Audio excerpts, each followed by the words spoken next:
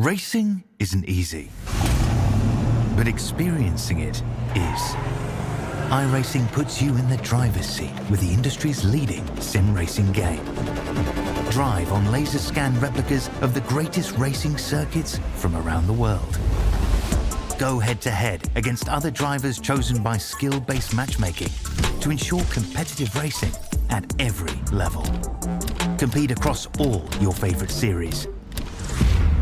In officially licensed cars, engineered to deliver the most accurate driving experience possible.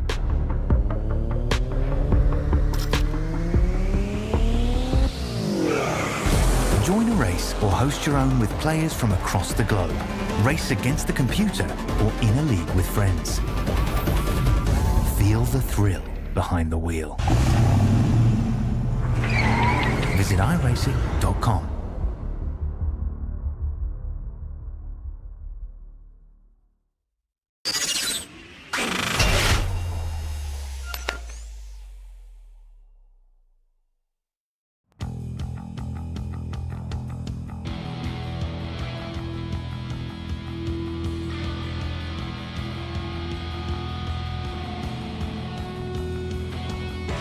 What started out just to the east at the virtual Daytona International Speedway ends again in northern Florida. It's the final Asphalt Oval special event of 2024, and it is the iRacing Winter Derby. We're happy that all of you are spending your your Friday night with us here on iRacing Esports Network and RaceSpotTV for 300 laps of super late model action from iRacing's virtual Five Flags Speedway.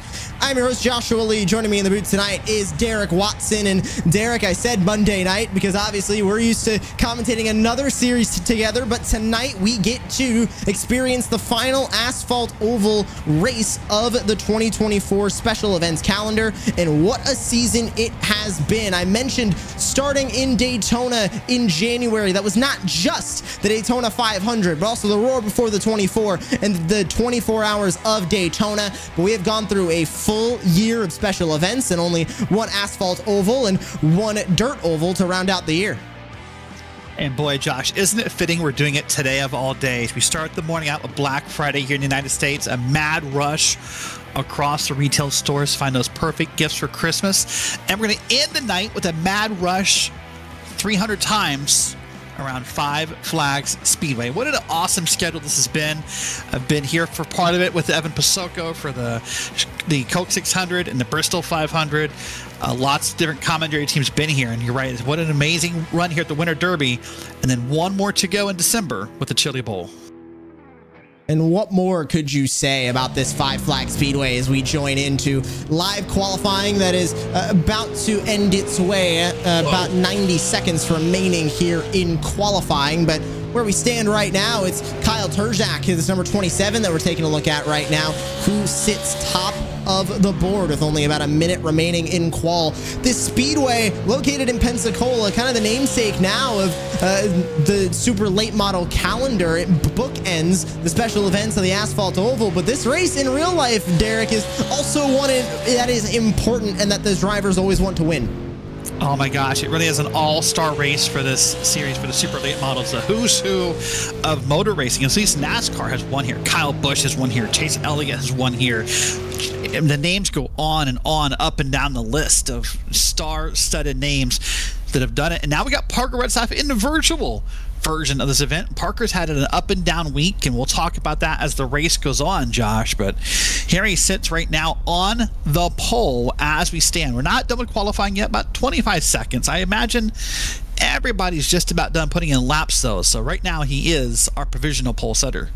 Looks like Brad Newman in the 23 might be finishing up a lap. No, he is going to sit right there on the pit lane. So that is just about everybody finished up with laps. So we'll have a quick look at Garrett Maines in the number 2, another one of those eNASCAR Coca-Cola iRacing Series competitors. But he is going to be qualifying on P number 4. And it's time to take a look at your starting grid for tonight's Winter Derby from the virtual Five Flags Speedway, and we mentioned his name already. We're going to keep mentioning his name all night long. Parker Retzlaff, the real-world NASCAR Xfinity Series driver, will start on the pole in the number 21. Kyle Turzak is going to start to his outside. Ryan Kuhn, Garrett Maines rounding out row 2. Tracy Petter, Steele Lankford, a star-studded first 3 rows, Derek. Yeah, moving down into P7 is Josh Cottle with Oliver Racine on the outside. Then you got Dustin Maburkett in P9 with Blake Thornburg in P10. And then Wyatt Tinsley and River Hayes back there in row 6, 11, and 12. Got to watch for River Hayes and that McConey setup shop entry on the short tracks. AJ Plemons, Kenny Brady going to share row 7. Maverick Davis, Aaron Johnson sharing row 8. James Holzer, Wesley Parker going to round out the first 9 rows on the starting grid. Moving back into P19, you'll see Alex Thomas sitting there in P19 with Riley Sternjum there in P20. Jacob Herberts and Michael Gingras in P21-22. And then Peyton Howe and William Price there. Peyton Howe, and William Price, 23rd, 24th. 25th goes to Dallas Pataska. Cooper Hightower going to be 26. Mitch Drunowski, Kwame Scott, another one of your eNASCAR Coca-Cola iRacing Series drivers, the first 2 to take no time in qualifying. Brad Newman and Caden Quaffle, also 2 drivers that did not take a time in qualifying. And that is all 30 cars that will look to take the green flag tonight here from the virtual Five Flags Speedway. Weather here in virtual Pensacola, Florida, a uncharacteristically cold evening, or cold afternoon, I should say, on in-sim time, 1:26 p.m. on December the 1st, but mostly cloudy. Track temp of 74. These cars are going to be gripped up, Derek, and I think we saw that in qualifying with some of those fast times. Oh, we saw that an amazing run in qualifying, a 15.653 by Parker. Shows how fast this run is going to be here. And you're right, colder attempts means more grip, as these drivers can push a little harder all night long. So here's the rules of the race. This is an open setup race. Drivers are able to come in and load in with whatever setups they think they want to run. You got 4 additional sets of tires, 3 green white checkers. There you have it. It's right there. And there is your incident limit. 25 incident points and you're out of the race. But we'll see if or when we get to that conversation, Josh. But this thing is going to happen fast. It's a half mile, 15 seconds. It means in 1 minute, we could turn 4 laps.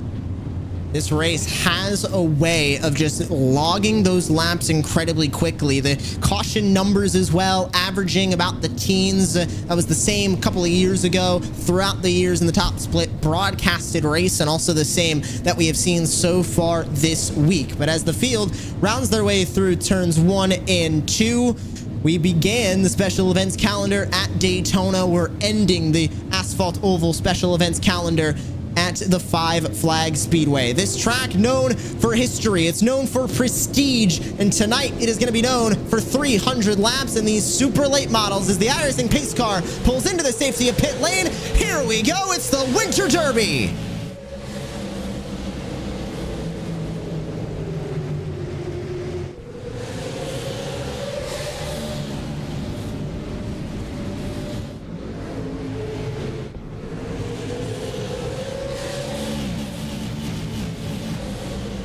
Well, Josh, it didn't take long for that highlighter yellow car of Parker Retzlaff to get up here and get clear of the field. He is really the only car that's almost not too wide as of this moment. He is doing a great job running those lines and being consistent and trying to keep the field behind him.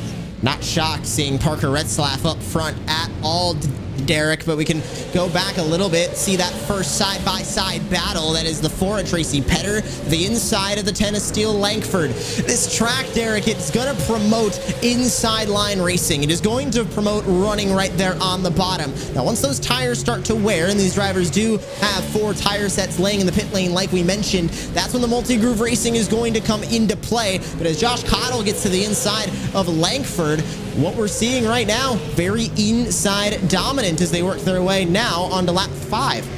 Yeah, and you can see how much the dominant is inside, how everybody knows it, because realistically, there's only 1 or 2 battles up and down the track right now that are side by side. This field has quickly leveled itself off on a single file race. There's no need to be too aggressive here, only the opening laps of the race here. And on top of the need for the grooves and the multi-groove racing, Josh, remember, this track is known. One of the characteristics of this track is how abrasive it is, how rough it is on sets of tires. So if you can conserve tires early, why not do that?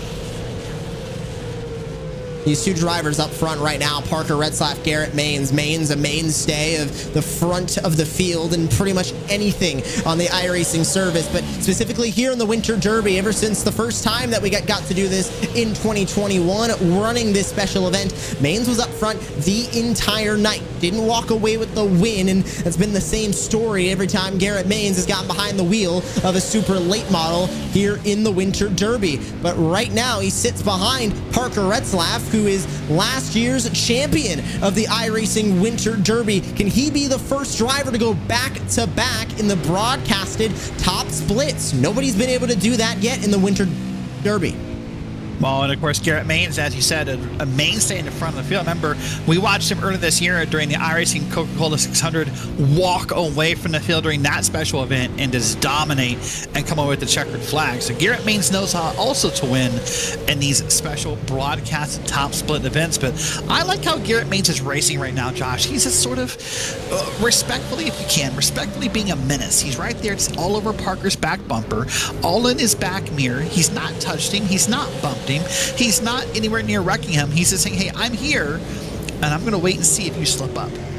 Buying time right behind that number 24. And remember us mentioning the caution count of the previous splits and kind of averaging out around the mid-teens in terms of amount of cautions. Haven't seen one just yet as they round lap 13. Might be something these drivers are keeping in mind. Let's jump back. Battle for P11 right now on the track, and it's involving a couple of drivers. And okay, there's the first of, I'm assuming, many commentators' curses tonight. Cooper Hightower around in turns 1 and 2. Yellow flag is out. Yeah, this will be our first caution of the evening right here, as we're going to get everyone paced together here and wait for our RaceSpot replay machine to load up and see what happened. But that was a great opening sequence of laps, Josh. That was a great run here. That was 13, 14 laps green. So that's a lot of laps ticked off the board. Maybe some things learned by some of these drivers. But I'm excited to go back and see. Here it is. Let's watch that 28 machine.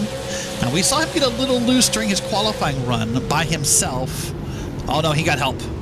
The 14 has bumped him, and then he got, turned further by the camel car.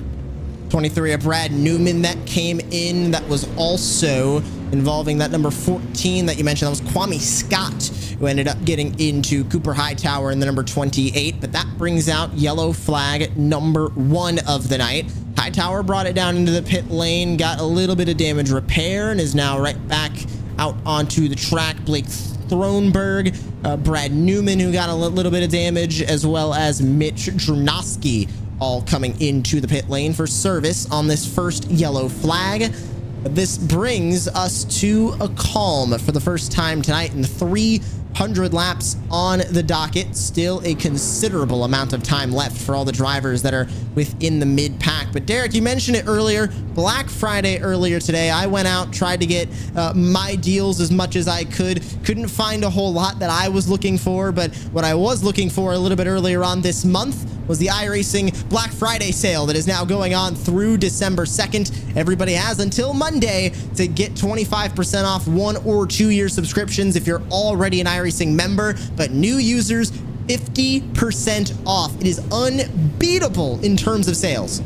Yeah, it's a great price, and everyone looks forward to it every year, so always happy to see it. I'm sure, Josh, even though you didn't find anything for yourself today, I'm sure you got my name crossed off your Christmas list, though, right? Yeah,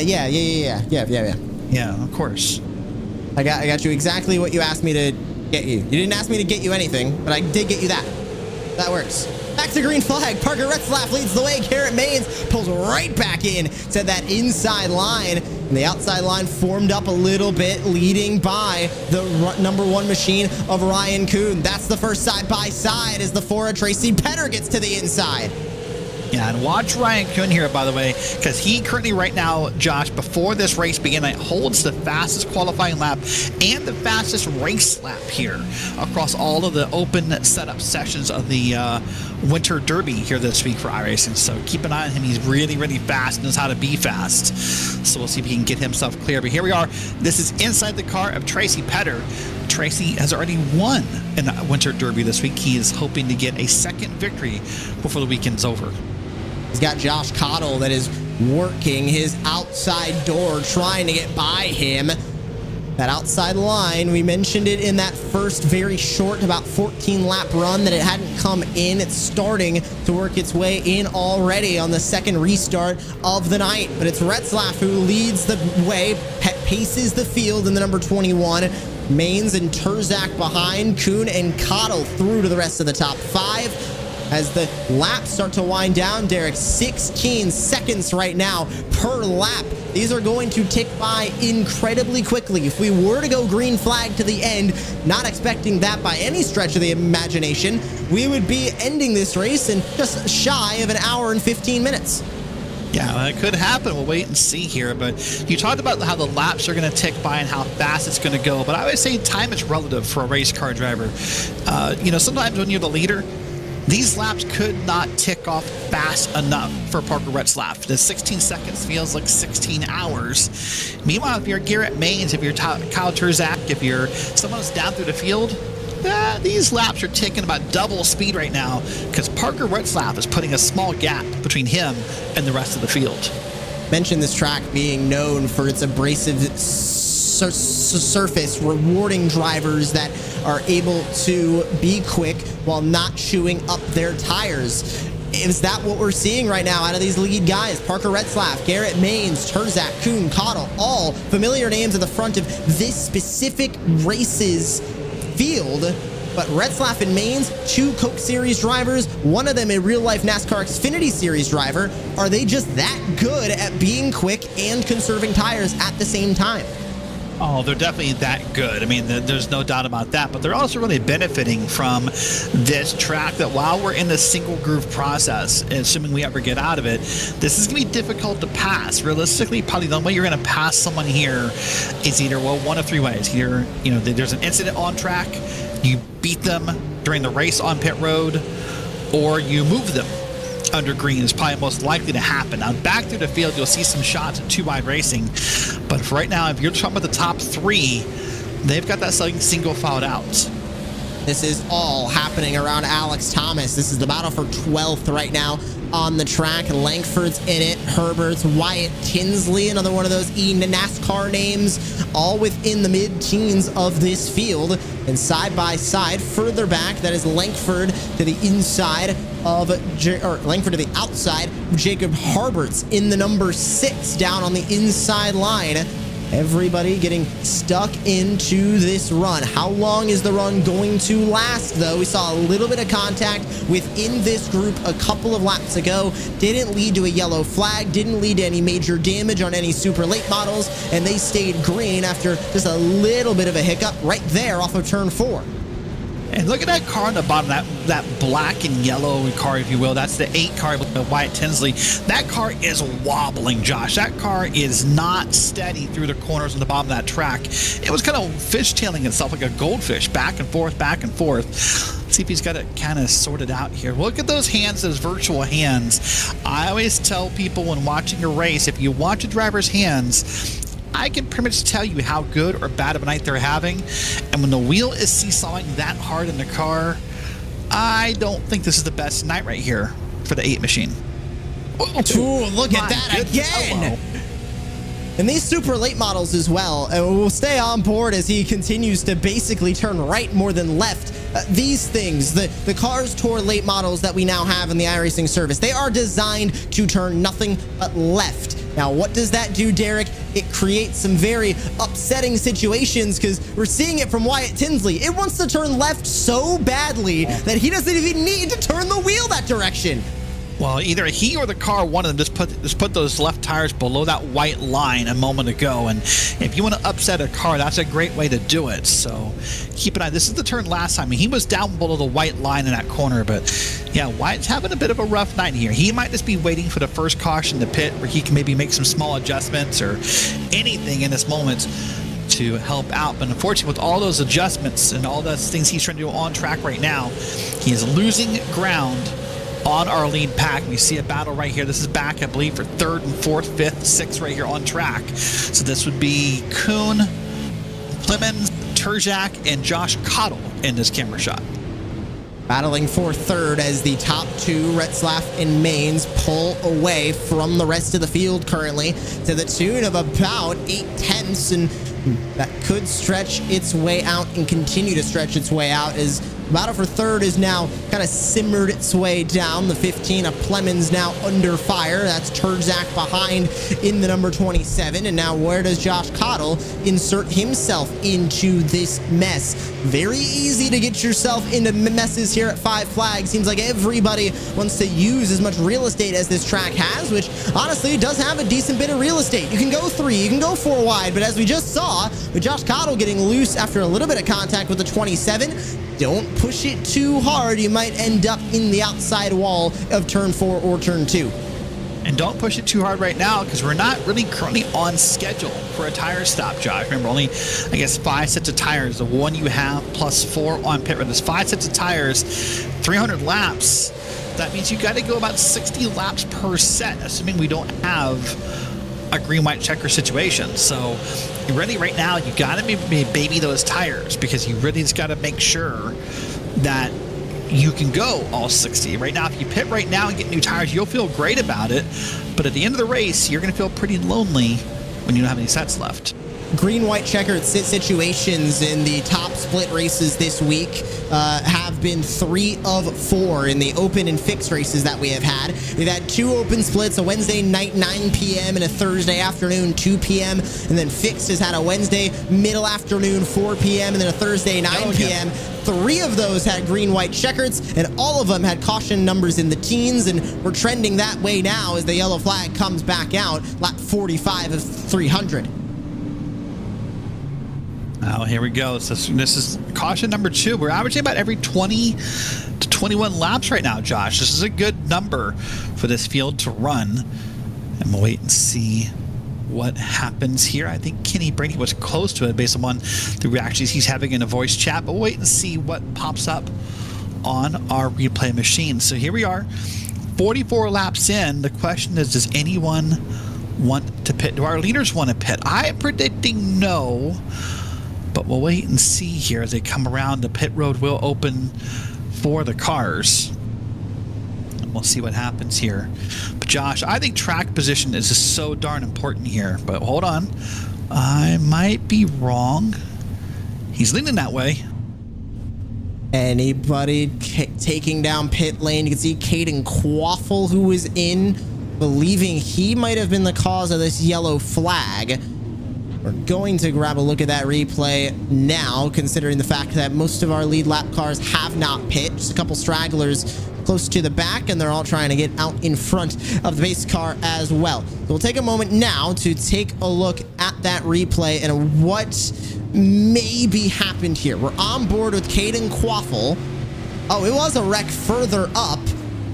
That involved the 24. Quaffle came in late. So it was the 24 that ended up getting involved first among that group. And we'll be able to get a look now at what happened to the number 24. Now that we know a little bit better of exactly what had actually happened. Let's grab another look here, Derek, and see what exactly happened to the number 24 now. Yeah, the 24 is going to be Aaron Johnson. And, oh, just got spun around. Got a little help. And, oh, up the track he went, unable to really stop that car. There's Quaffle. That's the replay we saw last time, kind of trying to sandwich himself between the wall and the car. Didn't work out, so that's the cause of caution number 2. Well, again, Retzlaff and Maines 1 and 2. Ryan Kuhn's 3rd. Plemons and Kyle Turzak round out the top 5 as we go green. Pace car backing in, and Parker Retzlaff leads us again to another restart. Green flag. Working their way now off of turn 2, side by side for 3rd. Where does that go? It goes the way of Ryan Kuhn on the inside, but Plemons powers his way around the outside of turn 4, still side by side for P3. So right now our leader is Retzlaff is safe because the first 17 cars on the restart did not pit. You'd have to go down to P18 in Dallas Pataska as the first car that pitted and put tires on. So right now Parker Retzlaff is safe as far as track position is concerned, but we'll see if Parker Retzlaff makes his way through the field. But right now, again, man, every time we come to this shot right here, it feels like that gap is a little bigger between Retzlaff and Maines. But I'll be honest with you, Josh, I think Garrett Maines might be playing a good old game of possum here. Oh, the one gets sent up the racetrack. And that is caution flag number 3. Ryan Kuhn got sent up the road, and yellow flag comes out again. It's going to be a big shakeup. I was going to say Kuhn likely to the back of the field, and so that'll be a big shakeup to this front field here a little bit. And we'll wait and see what happens to him and how much he's able to recover. The good news, I didn't see anyone hit Ryan Kuhn. He was just up sideways towards the top of this half-mile bank track. Let's see what happened to the number 1. Was it help? Was it Kuhn losing it on his own? He was already loose off of 4. What does Cottle do behind? Oh, it's not Cottle. It's the 27. There might have been the tiniest little bit of help from Kyle Terzak. We'll go on board with Terzak, and then I want to go off the back of the number 1, see if we can really see what happened here. This is on board with Terzak first. Yeah, there's this. I think the slide is bit. I think oh man, a little contact afterwards when they were trying to get through it. But I think you're right. It's just a difference of speed. It's not on purpose. It's not Terzak was trying to touch him or move him. I think it's just a difference of speed in that corner, and Terzak just got him a little bit. And a good move by Ryan Kuhn. Got up there, parked the car, and waited so he didn't get hit. You see the track's clear, and away he goes. Well, again, obviously your leaders stay out. No surprise there. James Holzer, Wesley Parker, and others down here back around P19 are your pitters. So the front of the field is going to stay out. Again, Josh, I think track position is so important. I don't know when they will pit at some point, but probably not anytime soon. Mentioned lap 60 kind of being that sweet spot for if you were going to use all of your tire sets. Do you think anybody, let's say a caution comes out immediately after lap 60 on this next run, do you think we see these leaders pit, or do you think they're going to try and stretch their good years a little bit further than that? I think it's probably going to be a longer run it's going to take. I mean, if we get under a 14, 15 lap run right here, then as these other drivers, maybe Dallas Bataska, Kwame Scott, Peyton Howell, and others were to work through the field, it would kind of show our leaders how powerful new tires are. That may help it. I would say when a driver drives by you in new tires, Josh, it's like watching someone open a Christmas present you really wanted. Because, boy, when new tires are in effect, it's just such a powerful run that you get from these new tires. So I think it's going to take a little bit longer run and a green flag run before Retzlaff, Maines, Cottle, and others want to come down pit road. So that puts us to lap 57 now of 300, going back to green at lap number 58. Mentioned Thursday, 2 o'clock open race was won by Tracy Petter. We're going to go on board with the number 4 of Tracy Petter for this restart. We are back to green.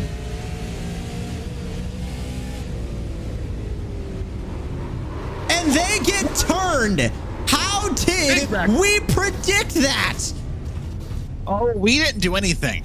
No. We did not do anything. That's a Joshua Lee special right there. Derek Watson had nothing to do with that. But I want to see an outside view of that wreck, Josh, because that looked big from inside the 4 car. So we'll wait and see how many cars are actually involved in this moment.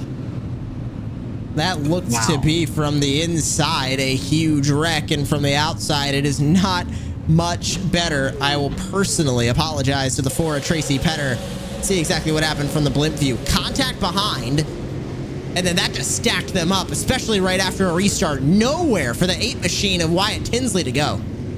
No. Everyone else did a mostly good job. Maybe a couple scrapes of paint here and there left on different cars or on a wall, but all in all, much better from the outside view than it looked from the inside of that view. Well, here you go. You asked the hypothetical question. Did I think anyone would come this time? We're now at lap 60, so that mathematical equation is now in play, and I just don't think it happens, Josh. I think that everyone stays out. Now here, let's talk for a second about the positives and negatives about this track size. It's a half-mile track. It provides a lot of great racing, lots of beating, banging, quick laps. Those are all the positives for the fans. The negative as a driver, Josh, if you get a hurt car here, if you get a car with damage, you get what? 12 seconds, 13 seconds in the box, and it's time to go. Like, there's no time to fix a damaged race car at a track this small. No time to fix a damaged race car. No time to get your position back on the racetrack as well. You pit under green, you can say bye-bye to roughly about 2 to 3 laps. Times in the pit lane, very much bye if you're taking 4 fresh tires, or if you're just coming in for 2, or just coming in for fuel, or just coming in for damage repair.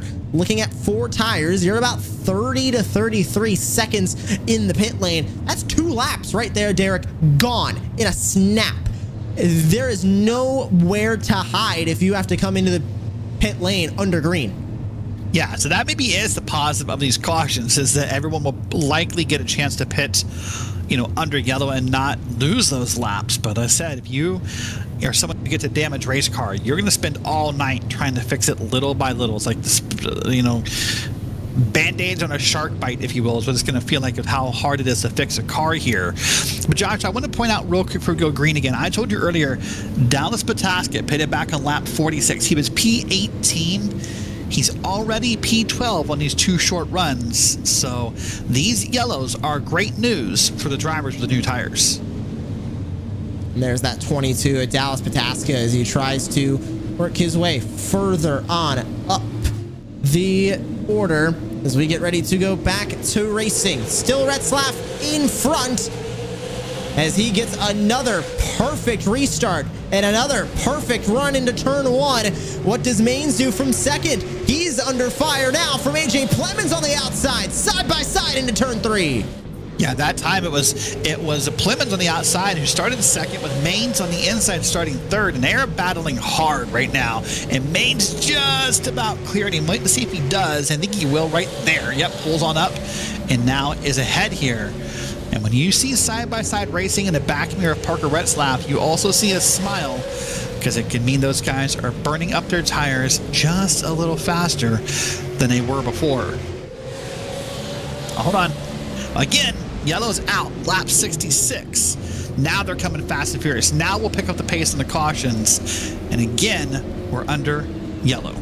I've lost my count, Derek. Are we at 5, 4? I was thinking we're at 4. Yeah, I think we're at 4.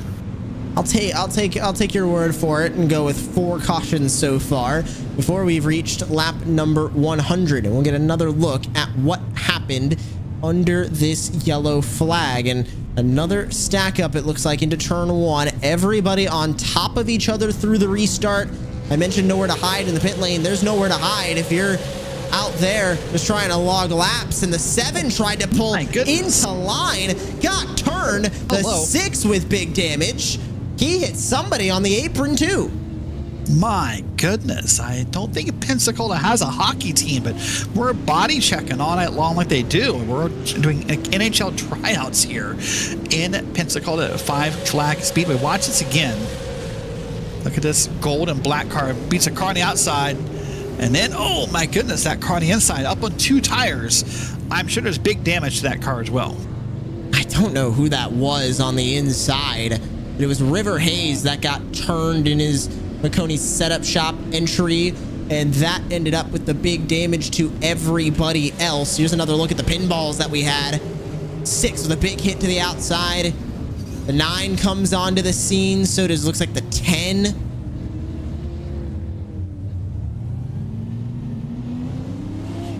That brings us under the yellow flag once again, a very familiar spot as we work our way through the laps of the 2024 iRacing Winter Derby special event. If you're tuning in at home thinking, man, this is a considerable amount of cautions within the first 100 laps, well, honestly, at this point, we're still on pace to be about the average amount of cautions that we have had in the splits this week. Wednesday, 9 p.m. open, 17 cautions. Thursday, 2 p.m. open, 19 cautions. Wednesday, 4 p.m. fixed, 16 cautions. Last night's fixed race at 9 p.m., 12 cautions. Averaging caution laps in around the 80s. That 12 caution race we had last night averaged around 60 caution laps. So we are within kind of that window, Derek, of we're still kind of expecting all of these yellow flags. We're not at a point where it's seeming like it's excessive amount of cautions for the average that we have had in this special event, not just this year, but in years past.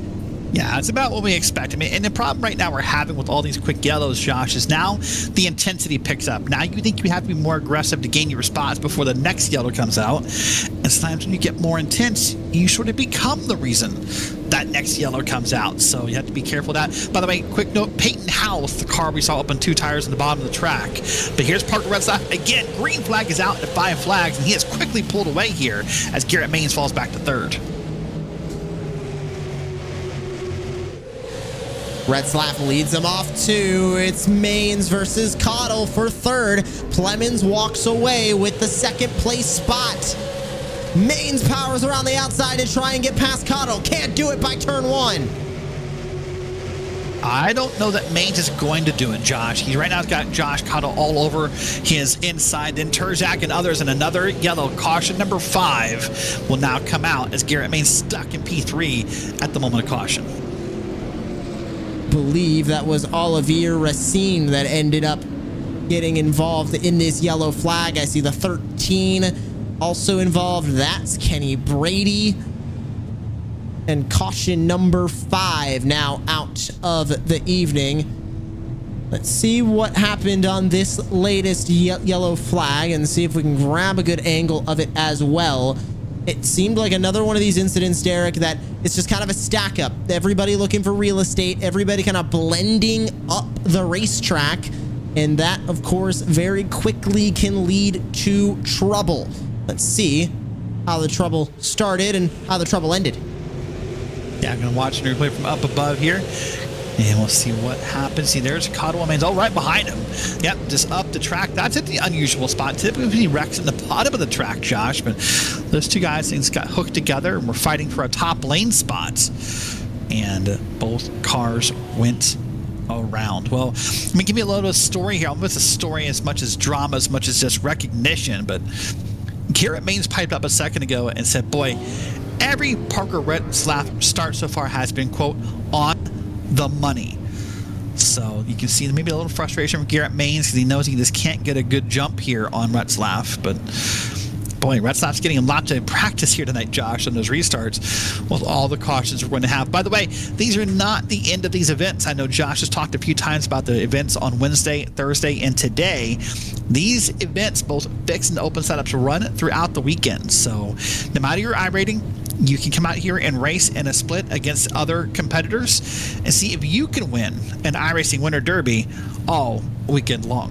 And we'll bring it up again. We're going to mention it now. We're going to mention it later. We're going to mention it maybe 5 more times in this broadcast because it's ending on December 2nd. It is ending on this upcoming Monday. The iRacing Black Friday sale, the biggest iRacing sale of the year. 25% off 1 or 2 year subscriptions if you're an existing member. If you are a new user, you can get 50% off right now. If you want to experience the iRacing Winter Derby before it finishes this weekend, well, you gotta get the iRacing subscription, get the super late model, get the Five Flags Speedway, and you can go racing in iRacing and do your own iRacing Winter Derby special event. Derek, are these cars and this track on AI as well? If people wanted to run their own AI iRacing Winter Derby on their own time?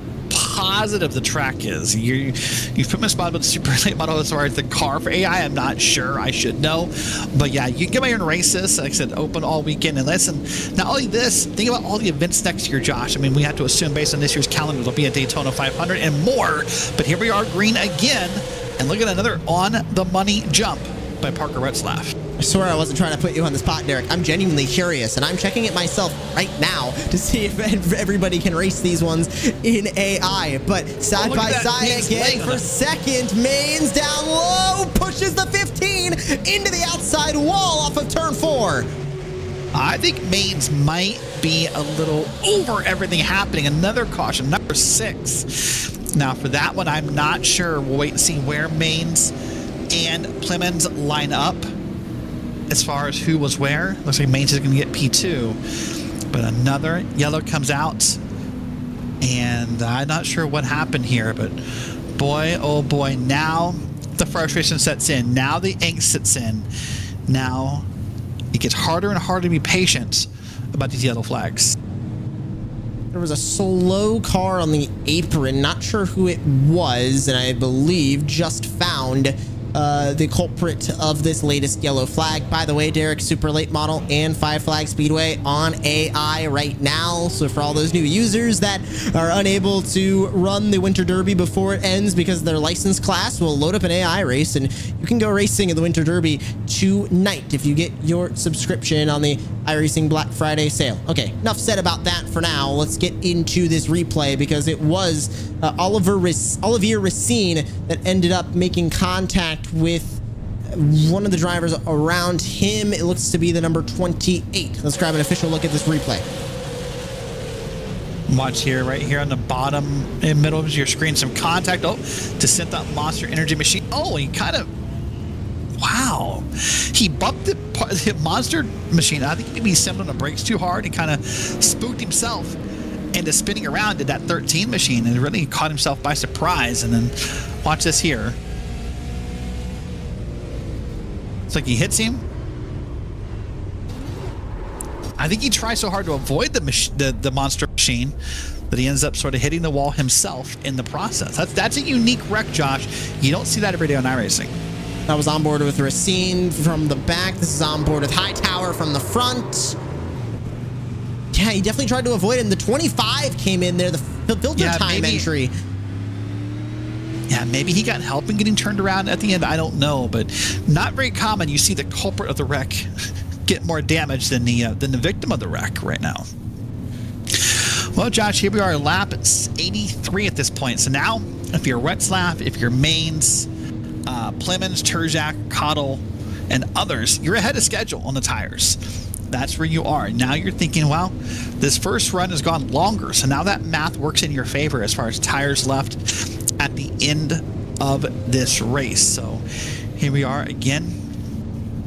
Oregon's event. I was going to say before we went green, Josh, remember, not only do you want to get that Black Friday deal just so that you can race the Winter Derby, but we don't know the special event schedule for next year, but we can assume the Daytona 24 is probably on there, the Daytona 500, maybe the return of the Indy 500 once again. So a great reason to be on iRacing for all of those special events and see which ones you can win in the next year. If you're a dirt oval lover, we've got the Chili Bowl still coming up. We got the Knoxville Nationals. If you're a dirt road lover, we've got the Creighton Championship. There is a lot to love on the iRacing service, and right now we're loving the return to green flag action. AJ Plemons to the inside for second. We're not even talking about first anymore because Parker Retzlaff has another perfect restart, to the words of Garrett Maines. He's now under pressure by Josh Cottle for third. Maines on the outside, can't clear Cottle again into one. Man, look at Maine sort of up the track there, being almost maybe pushed or bumped up the track by Cottle.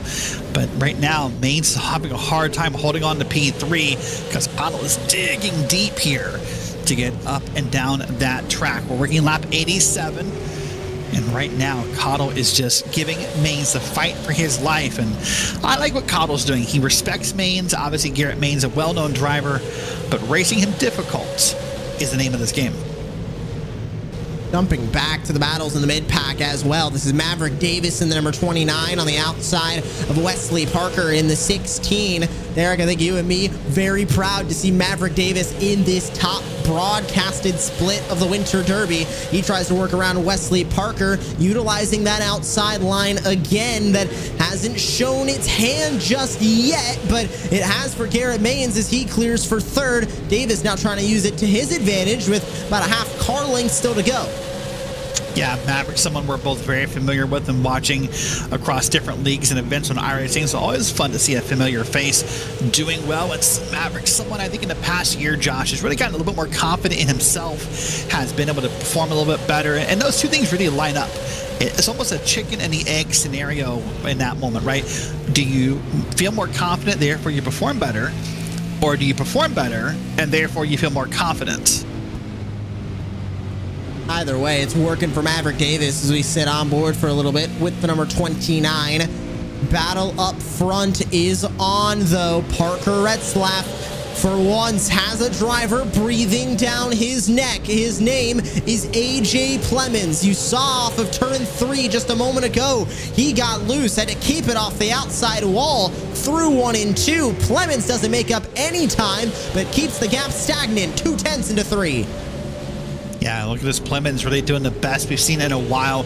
At one point, we saw Garrett Maines up in the back at the end of RaceSpot like this, but it's been a while. And last time by, I mean, these lap times are almost identical.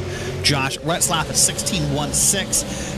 Plemons a 16.19, so less than a tenth of a second between these two cars as far as their lap times here at the Speedway. Just about to put a third of this race behind us. In about 5 laps, we'll reach lap number 100. Still have a long way to go in this race. Still have so many storylines and drama to develop, but right now the focus and the spotlight is on RaceSpot and Plemons. Plemons closed that gap fast and furious, Derek. He kind of bursted the door open, came onto the scene for the race lead, and then just kind of stayed here. 2/10 the gap 4 laps ago, 2/10 the gap right now. Is 2/10 gonna stay the gap 4 laps from right now? Yeah, what it makes me wonder right now, Josh, is how much dirty air that Plemons is dealing with in this setup. How much is maybe that air coming off the back end of RaceSpot messing with the aerodynamics and making it hard for Plemons to close that bubble any tighter. That's a common topic we talk about depending upon the car and track combination for broadcasting. But it makes me wonder right now if that bubble is just sort of keeping that gap between them, because it's right now still, again, identical. That time, Plemons about 0.02 of a second faster than RaceSpot. Working now past lap 100, 200 some odd laps now remaining. And as they fight their way through turns 3 and 4 to come back to the start finish, gap remains the same again. About the same throughout the entirety of the field. We've spread out for a good, you got to go back 8/10 to find third. That's Kyle Terjak sitting there in the number 27. Go back a couple more tenths to find Garrett Maines. Go back again to find Josh Cottle. Riley Stenjum makes his way to the top 10 for the first time tonight, along with Mom Burkett, Alex Thomas, Aaron Johnson, and Dallas Pataska. Derek sits P10. And this is the surprise for me, Josh. Remember when those rapid yellows were coming out, we were calling his position yellow by yellow because those new tires were getting him spots. He started 18th, got to, I think, 16th, and then 12th, and then 10th. But since 10th, he's kind of been stuck here, right? I mean, now he's pitted back on lap 46, so it's been almost 50-some laps since he pitted, coming closer to 60 laps since he pitted, but he's been kind of stagnant at P10. I really thought that as this race went on and the restarts happened, he would jump a few more spots. Now, he may still, but I'm a little surprised to see that he's not gotten further ahead, because he is currently, him and the car in front of him, Aaron Johnson, and P9, those are the front 2 cars with tires. Everyone else ahead of them, the top 8, still have not pitted in this race. That includes this battle with Cottle and Mom Burkett. This is for P6 right now. That red, black, and white number 3 against the all-black, sleek Mom Burkett machine in the number 5. He looks to the outside, does Mom Burkett, and loose on the inside goes Cottle. There's the open door that Dustin Mom Burkett was looking for. Can he shut it? Yes, he can off of turn 4. Put Mom Burkett to P6. Nice, beautiful pass. Not very common. We talk about a pass on the outside. So when it happens here, Josh, we get really excited and we really get impressed at the same time, because it's just not common to see it with the way this track works. I mean, the inside lane, it's a shorter way around. It has more grip. It has the benefit of everything. So you'd think that inside lane would be almost where all the passes are made here at the Speedway. We've seen passing pretty much everywhere so far. I mean, we've seen just now Mom Burkett use the outside. We've seen drivers bully to the inside, knock some people out of their way. All in the name of short track racing, mind you. Not flat out wrecking a guy for the spot, but moving them up out of the groove to keep the best groove for yourself. I'm not sure, Derek, if we really have a best groove. The fastest groove is certainly the inside, both mathematically and right now with how the tires are wearing on the racetrack. But I am sold on that outside line right now. Seeing what Mom Burkett did, I'm down there in one of these super late models. I'm starting to experiment more with the outside. Is that the same opinion you've got, or are you still team bottom lane, team knock some people out of your way to stay down there?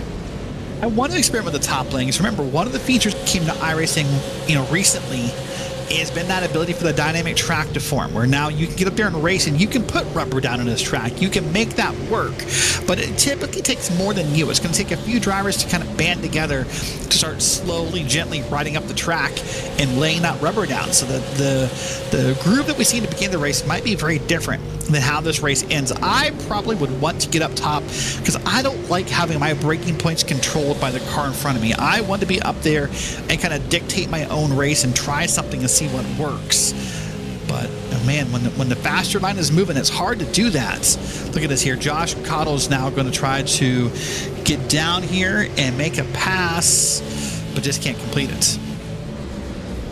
Battles up here at the front, but don't discount the drivers further back. The number 9 machine of Mitch Drunowski has been all over the back bumper of Wesley Parker in the 16. And to the inside he goes. This is for P14 on the racetrack as the pass almost made. Still side by side for third. Wow, this is an impressive side-by-side battle here between two cars that are trying to see what they can make happen. And now, remember, earlier we saw a pass on the outside work, but this time it's the pass on the inside that works. That car up top where he's kind of drifting back. And boy, when you get in that spot on the outside, Josh, and now you can't get back down, it's frustrating. It's going to be a while before that spot opens up again, likely. And you're going to feel like you've lost so much time on the field here. It can be really frustrating. Oh, we saw a loose race car there, but I think he got it gathered up out of the corner. Seeing loose race cars here at the Five Flags Speedway, especially with these high-speed super late models, not super uncommon throughout every stage of this race. Top back up, battle for second place. This is AJ Plemons, Kyle Turzak, two all black painted super late models. You can tell them apart. Those numbers on the side, 15 AJ Plemons, 27 Kyle Turzak, side by side now as the dive comes in from Turzak in the 27. This is for P2.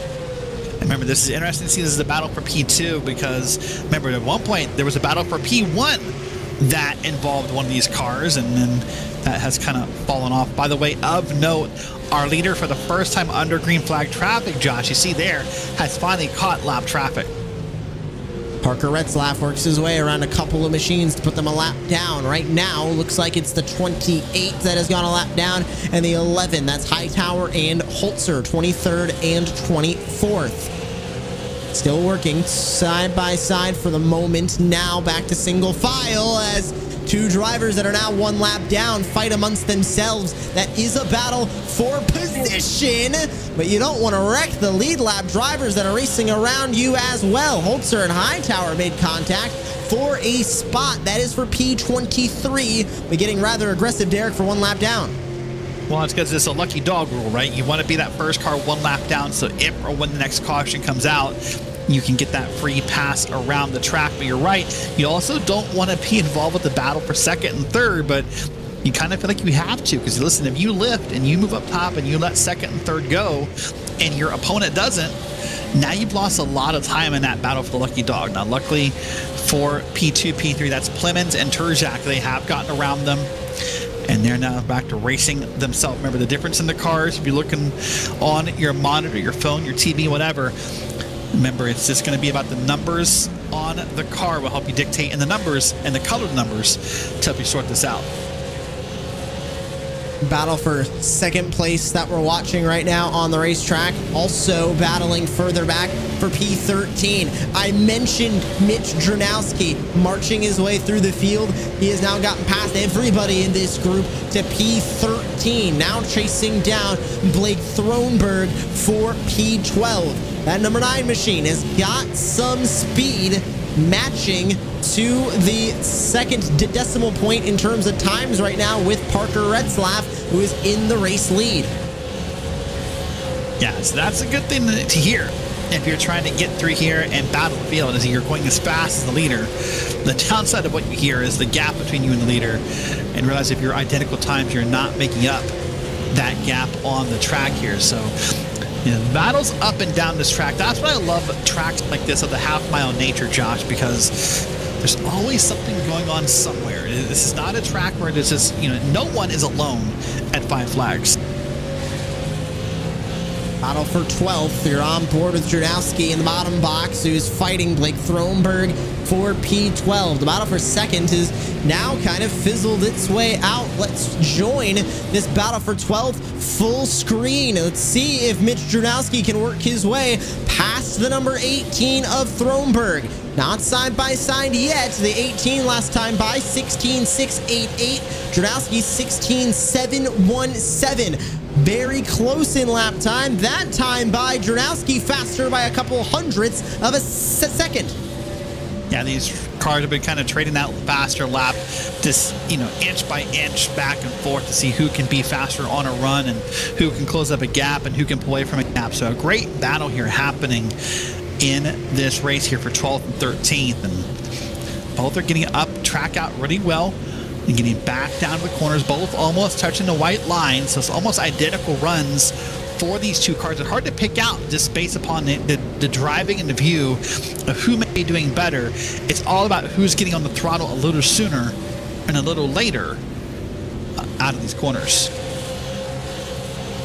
This battle has fizzled out for P12 up front. No real updates to give there. Parker Retzlaff in the 21 is still leading the way, and to the tune now of 1.3 seconds over the rest of the field. Parker Retzlaff is showing that he is the car to beat. I mentioned earlier that he is the reigning winner of the iRacing Winter Derby special event, Derek, from the 2023 calendar year. So far this week, I've only seen him up front and running as he is right now within the fixed setup races on Wednesday afternoon and last night. But of those, Retzlaff led 122 laps Wednesday afternoon and 76 laps last night, both of them en route to not winning the race. Wednesday afternoon, he was disqualified from that race. Got a meatball flag right before the green-white checker. Didn't serve it, so he ended up getting disqualified and at the tail end of his lap. Needless to say, Retzlaff has the speed, just hasn't been able to put the whole race together yet this week. Yeah, a lot of times, unfortunately, luck is a big factor in whether or not you do or don't win a race of any type, whether it be a special event, an official event, a league race, what have you. And it feels like so far Retzlaff just hasn't had that luck, that stroke of luck he needs. But in a moment like this, though, Josh, that can do one of two things to a driver. It can motivate them, and it can make them want to push harder and win this race. And he can be saying, hey, tonight's the night. I feel good. This is going great. I'm about to pass another lapped car. This is fun. Or that pressure can build on you, and it can be like a monkey on your back almost, where you just now it's eating at you because now you know what you've done, and you're just almost waiting for the other shoe to drop again. So it can really mess with your psyche if you're not careful, because you got to come out here and just race the race in front of you and not worry about the what ifs and the who's and the hows and the whys of the past. But that's much easier said than done. He's having a hard time with his lapped car.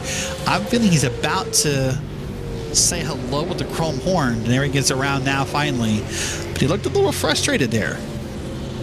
That didn't do a whole lot for that gap either. Plemons still about 1.1 seconds back. It might have helped him a tenth, but Retzlaff still keeping up speed even going through all of this traffic.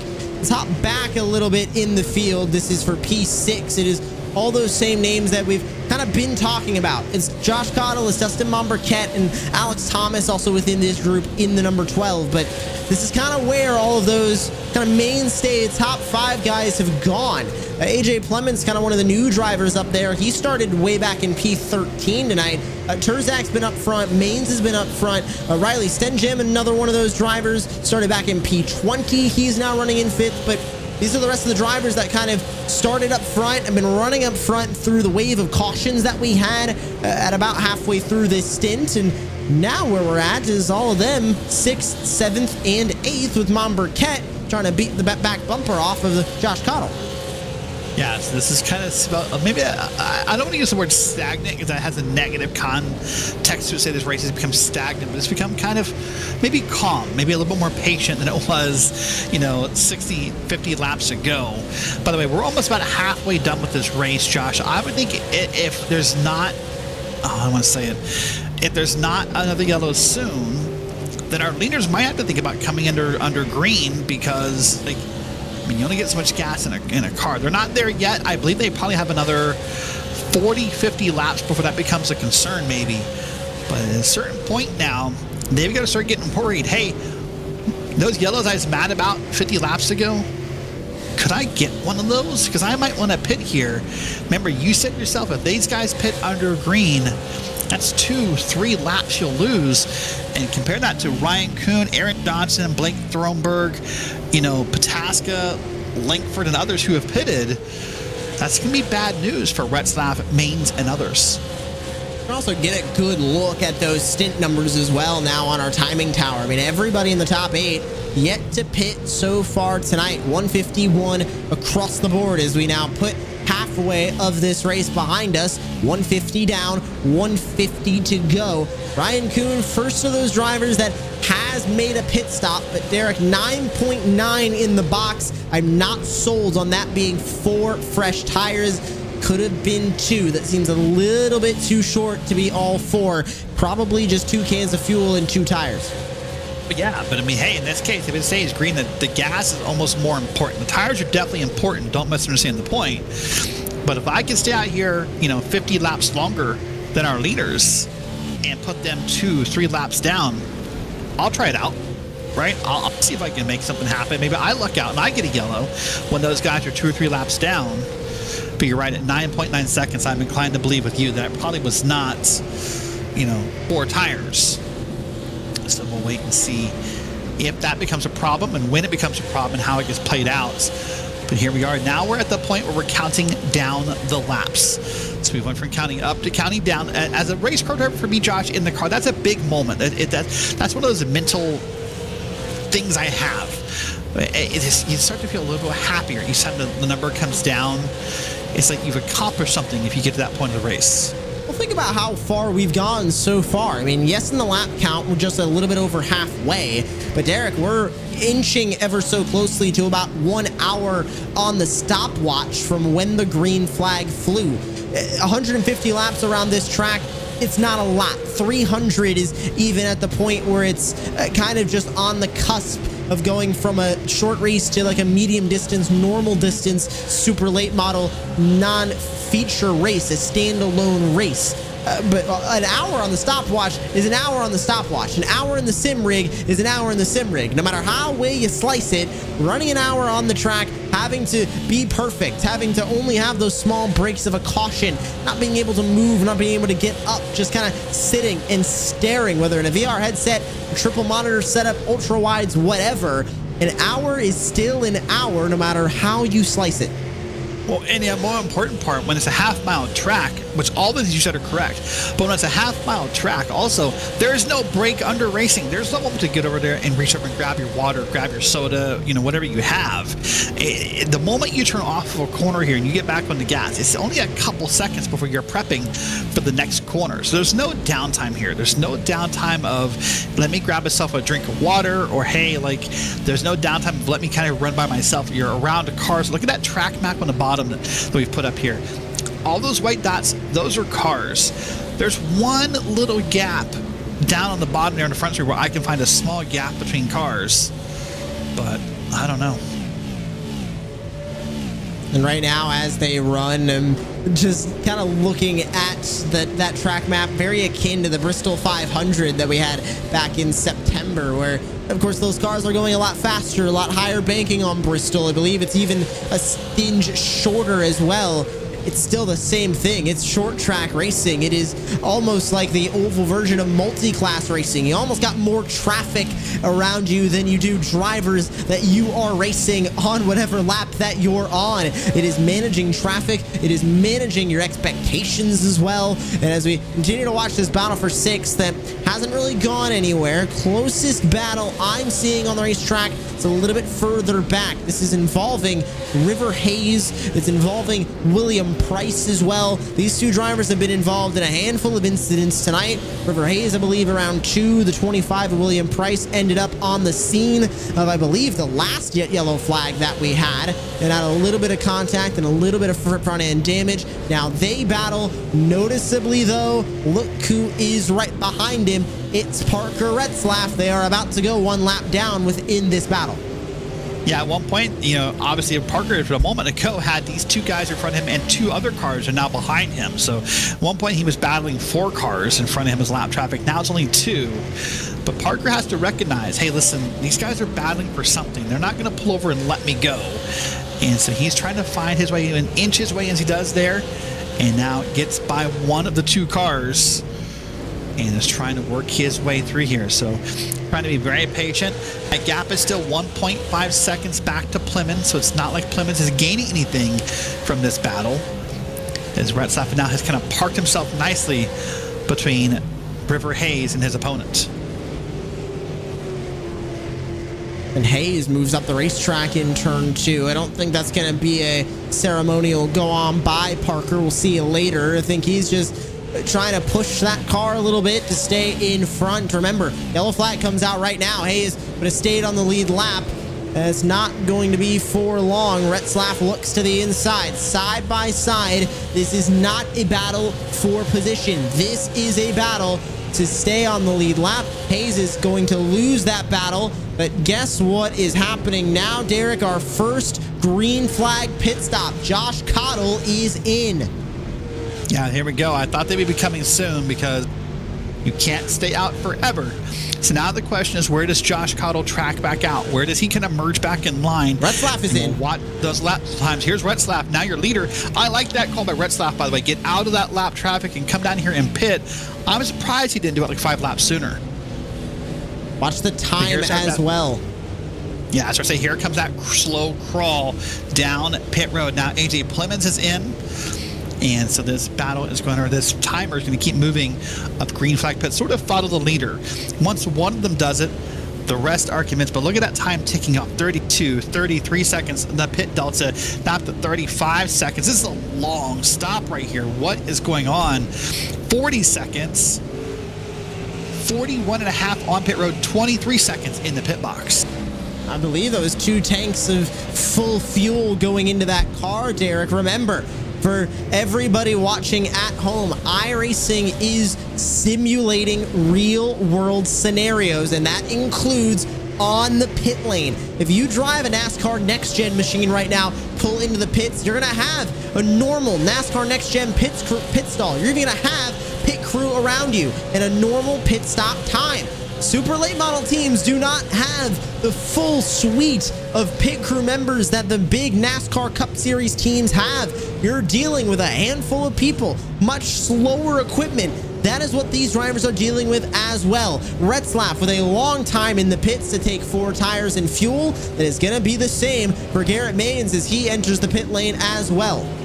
You're right. For me, that felt like a longer stop. So I had been kind of comparing pit delta to Josh and forgot that every other pit delta I was seeing was a yellow flag stop and not a full tank. So you're right. That was definitely the scene going on. Parker Retzlaff, by the way, just to give you a reference point, he's already put himself back to 1 lap down. But if a caution comes out right now, he could be stuck there. We'll wait and see what comes of this here, but there'll be lots of movement on the track on your leaderboard on the left-hand side.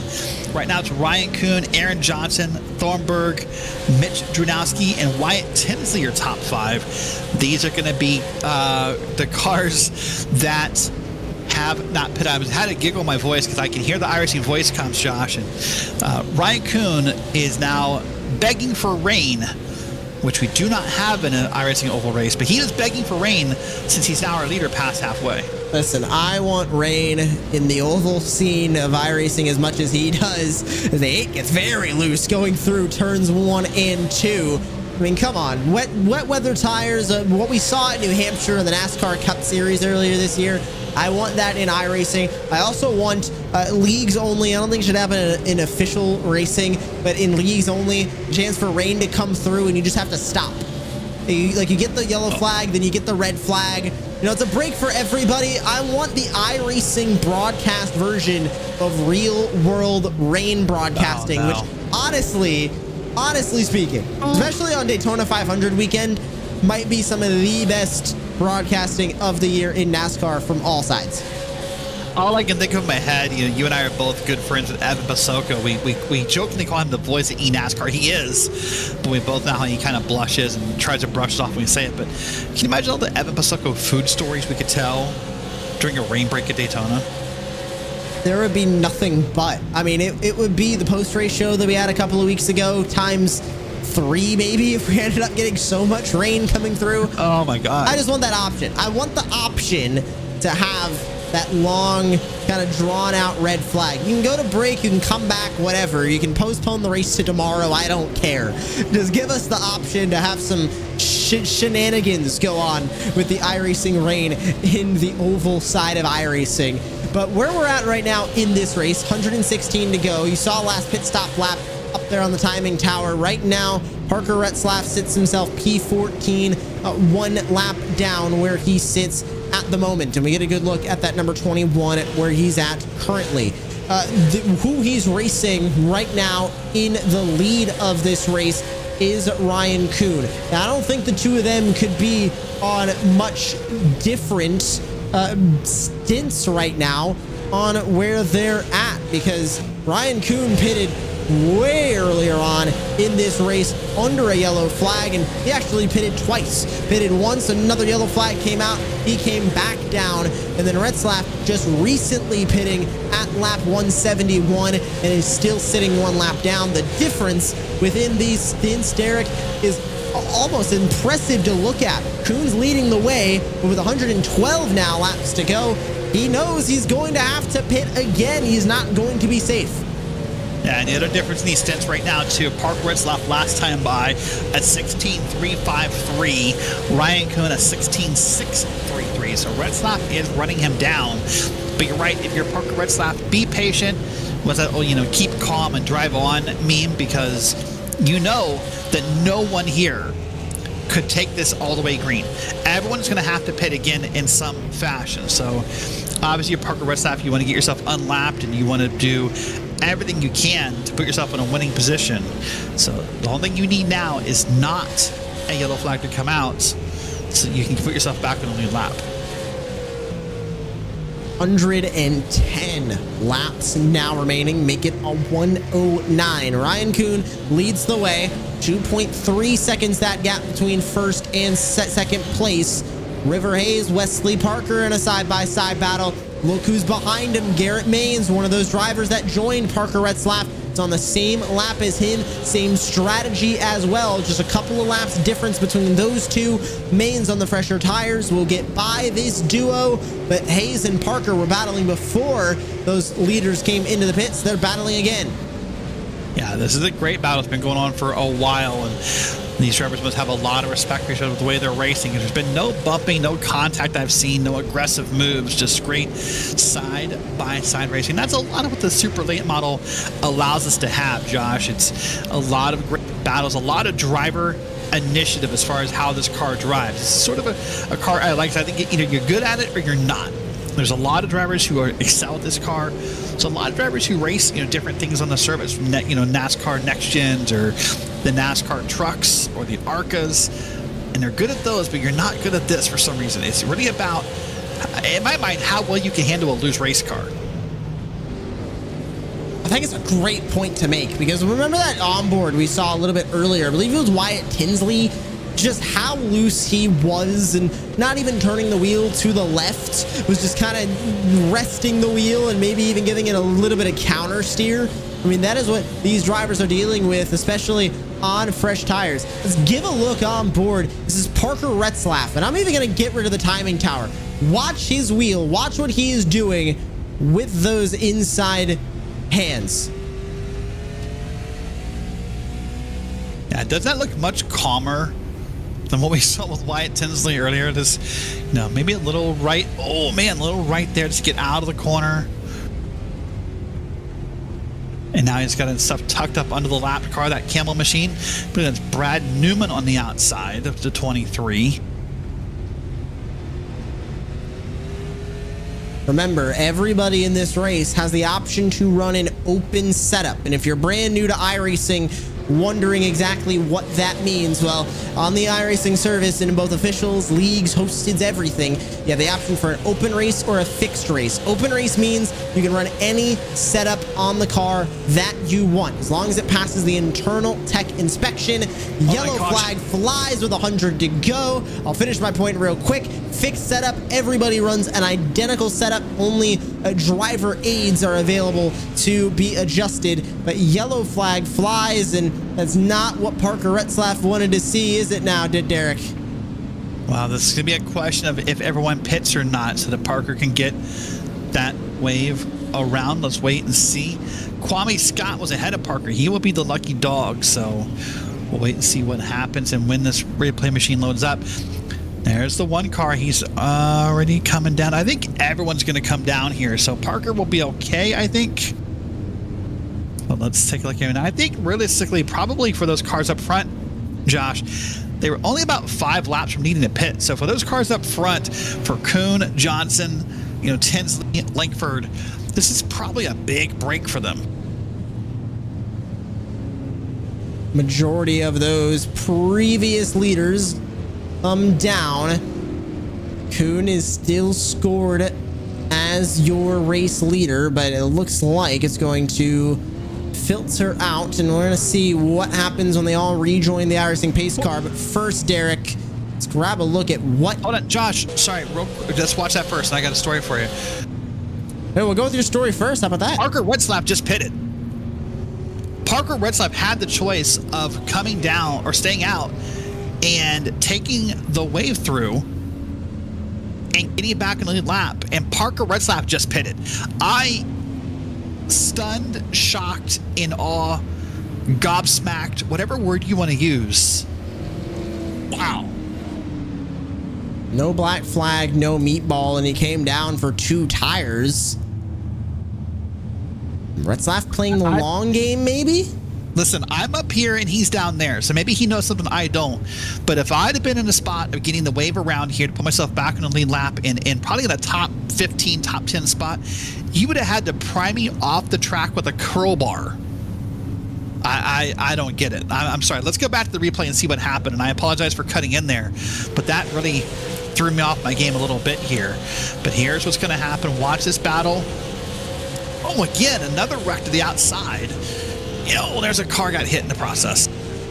Car that got hit was Walker Hayes, or River Hayes on the outside there, and the number 17. And that was contact with the 7 who was on his inside. That was Riley Stenjim, and then it was the 11 of James Holzer in the all-white machine that kind of came barreling in a little bit late onto the scene and ended up with a little bit of damage. So Retzlaff now the first car 1 lap down. Aaron Johnson is going to assume the race lead. It's Mitch Jernetnowski, Ryan Kuhn, Steele Langford, Wyatt Tinsley, your top 5. All of those drivers pitted under this yellow flag. You can go back to Kyle Turzak, Garrett Maines, AJ Plemons, find the remaining drivers of that stint. We were about to go back to green. Lights came back on the pace car. Now they are back out as we get prepared to go back under green. Yeah, we need to get everyone lined up properly, and James Holzer needs to move to the back of the field. So we've laid off the green flag for 1 lap to let that happen here. But I'm still in awe by Parker Retzlaff. But we'll watch the front of the field. This will be really our first time with new leaders, Josh. This could be a much different restart than what we've seen all night, because it's not Retzlaff leading us around. 93 laps to go, a potential for 26 minutes on the stopwatch. Let's go back to racing as we enter into the final third of the iRacing Winter Derby. Aaron Johnson assumes the race lead. A big lunge to the inside for the 10 of Langford, and a lunge to the outside. Jernowski is going for more spots. He has been on a tear tonight. He looks for the race lead using the outside line. Doing a great job on the outside lane. They said this lane could come in as the night goes on, and these drivers are insisting on making it work. So they'll be putting some rubber up there, and that likely will lead to some passing. I mean, he got way high that time. That's not good. That's going to take him back to second, maybe third now, but he's going to get in line here. Oh, Holding's not going to get passed again here. I believe that's going to be another pass here on the inside by that blue and green machine. Hold on, yellow's out again. That was almost a yellow flag that we just saw from the 10 of Langford, but it becomes an actual yellow flag from somebody further on back. Not sure exactly how or why. We'll wait and see. We'll check on AJ Plemons in the 15. I'm not noticing any big damage yet. At least of the drivers that are still on the racetrack. There was a little bit of contact on the back straightaway. We'll show that replay first and see if we notice anything off. This is the 15 and the 27. Contact. Whoa. I can't believe that's going to be the caution. There must be something else to happen in the field. That would seem like a quick trigger by the iRacing service. So we'll wait and see. Well, this will, by the way, put Parker Retzlaff back on the end of the lead lap as the lucky dog. So he will now be at least on the lead lap. He'll now start behind the leaders and the lap cars on this start, Josh. He'll be P18 when we go green. Well, that restart happened right there. A great job by Aaron Johnson. Led the field around. Maybe a bit more competitive than what we're used to in a restart. But for Aaron Johnson's first restart of the night, that was pretty solid. I'm still honestly failing to find anything that looks off. That was a very quick finger from the virtual iRacing stewards, it should be said. But I genuinely do not notice anything else that would have brought out a yellow flag. So, trigger happy is the iRacing stewards, which we've given the name, of course, Barney is the name of the iRacing flagman. Have we given any names to the virtual iRacing race directors or officiating team? As a driver, I've not given any nice names to the iRacing directors. That's fair. That's fair. That's very valid. But I don't think so. No. Of course, Barney came up. I believe Barney was named Barney during the COVID era. I believe he got the name from the Fox broadcasters, Mike Joy and Jeff Gordon, Clint Boyer. Did he have the name Barney before that? I believe that was at least the first time that it was used. I'm unsure of the Barney lore. If anybody could educate us on the Barney lore, I would gladly take it. But I do remember the first instance of it happening was on the NASCAR Pro Invitational Series broadcasts that were on FS1 when NASCAR Cup Series was unfortunately brought to a halt 4 years ago, almost 5 years ago now.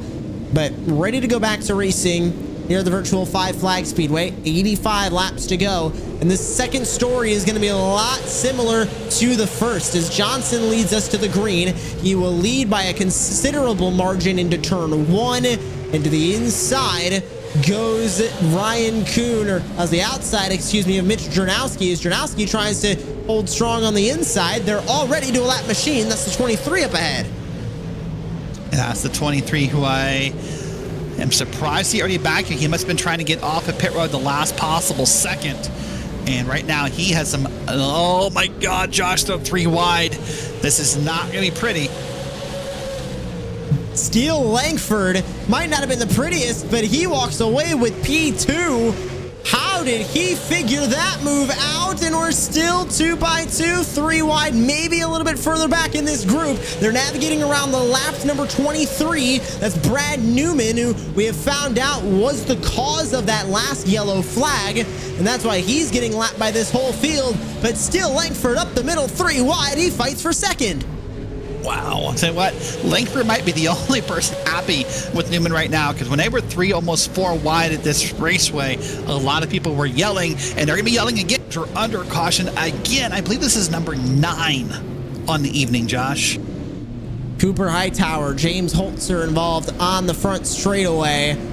That was another quick yellow flag, but it was a more than a one-car incident. It started with a one-car incident with James Holtzer. Grab a look at that replay. That monster machine had nowhere to go, trying to avoid him.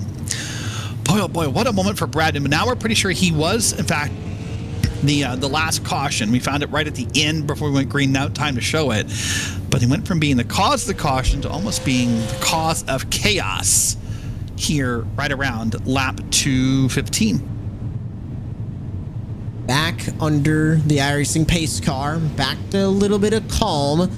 but still 78 now laps to go. And the front of this field almost looks completely different, Derek, than how we started. Steele Langford might have started in 6th, but Aaron Johnson, P16. Mitch Jernowski, P27. Didn't even take a time in qualifying. How about Wyatt Tinsley up and into P5? He was involved in an incident earlier on tonight, if I do so recall, and he now sits inside the top 5.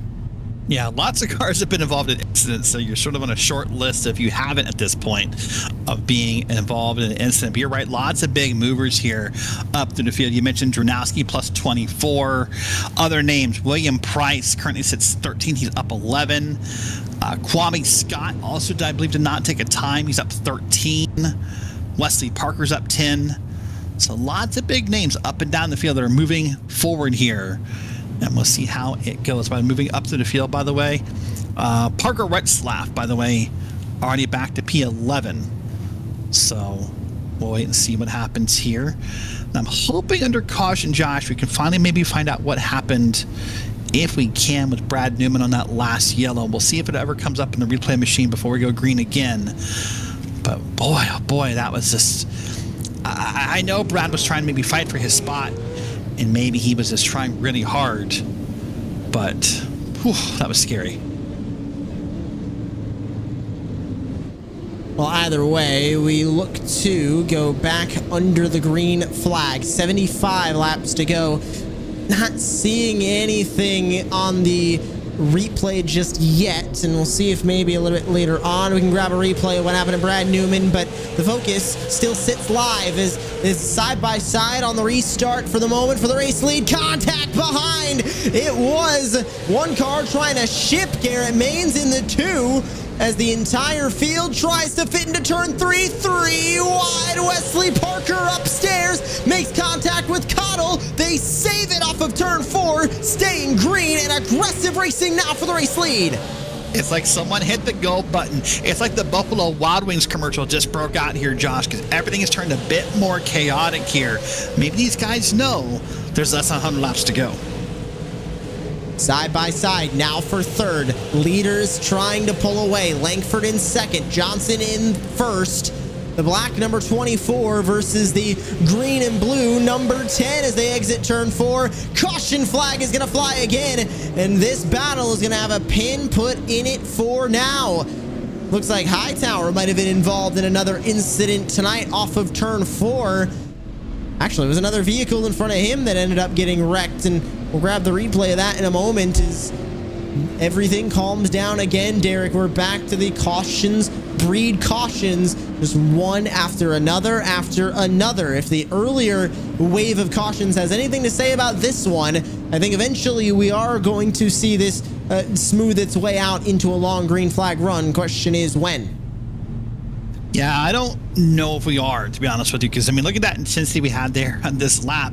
It's hard to believe that it's ever going to calm down, because right now everyone knows with every restart that spots are important, that you have to get up here and get moving. And I said earlier, you know, one crazy header here, watch this here. That's the 23 and Newman on the bottom. Is he going to be involved in this? He makes contact and sort of creates it, and drives everyone a little bit further up the track. That's maybe not going to be, according to iRacing, assigned to Newman, but I would assign it to Newman. So that's going to be 2 out of 3 cautions he has been in fault in. Lap 209, by the way, is where he was involved in a wreck earlier that brought up that mystery caution we couldn't find. So I don't know, Josh. We talked earlier about there being that incident limit before you get DQ'd. Remember, every time you basically put out a caution, you're likely getting 4 incident points. So I can account for at least 8 for Newman, if not more. I wonder if he's getting close to that DQ limit. Gotta watch out for those drive-through penalties as well that you're going to have from those incident points. But right now, 69 to go. Aaron Johnson still in the lead. Mentioned before that last restart all the new names that we've got up front, as well as a little bit further back. And where we're at right now within this top 10 looks very different in the top 6, or the top 5, I should say. Get down to 6, Terjak is back. Get down to 7th, Plemons is back. Get down to 8th, Maines is back. Get down to 9th. Retzlaff is back. Get down to 10th. Cottle is back. I'm one of these drivers at the front, Derek. I'm getting really nervous seeing Terzak, Plemons, Maines, Retzlaff, and Cottle making appearances again in the top 10.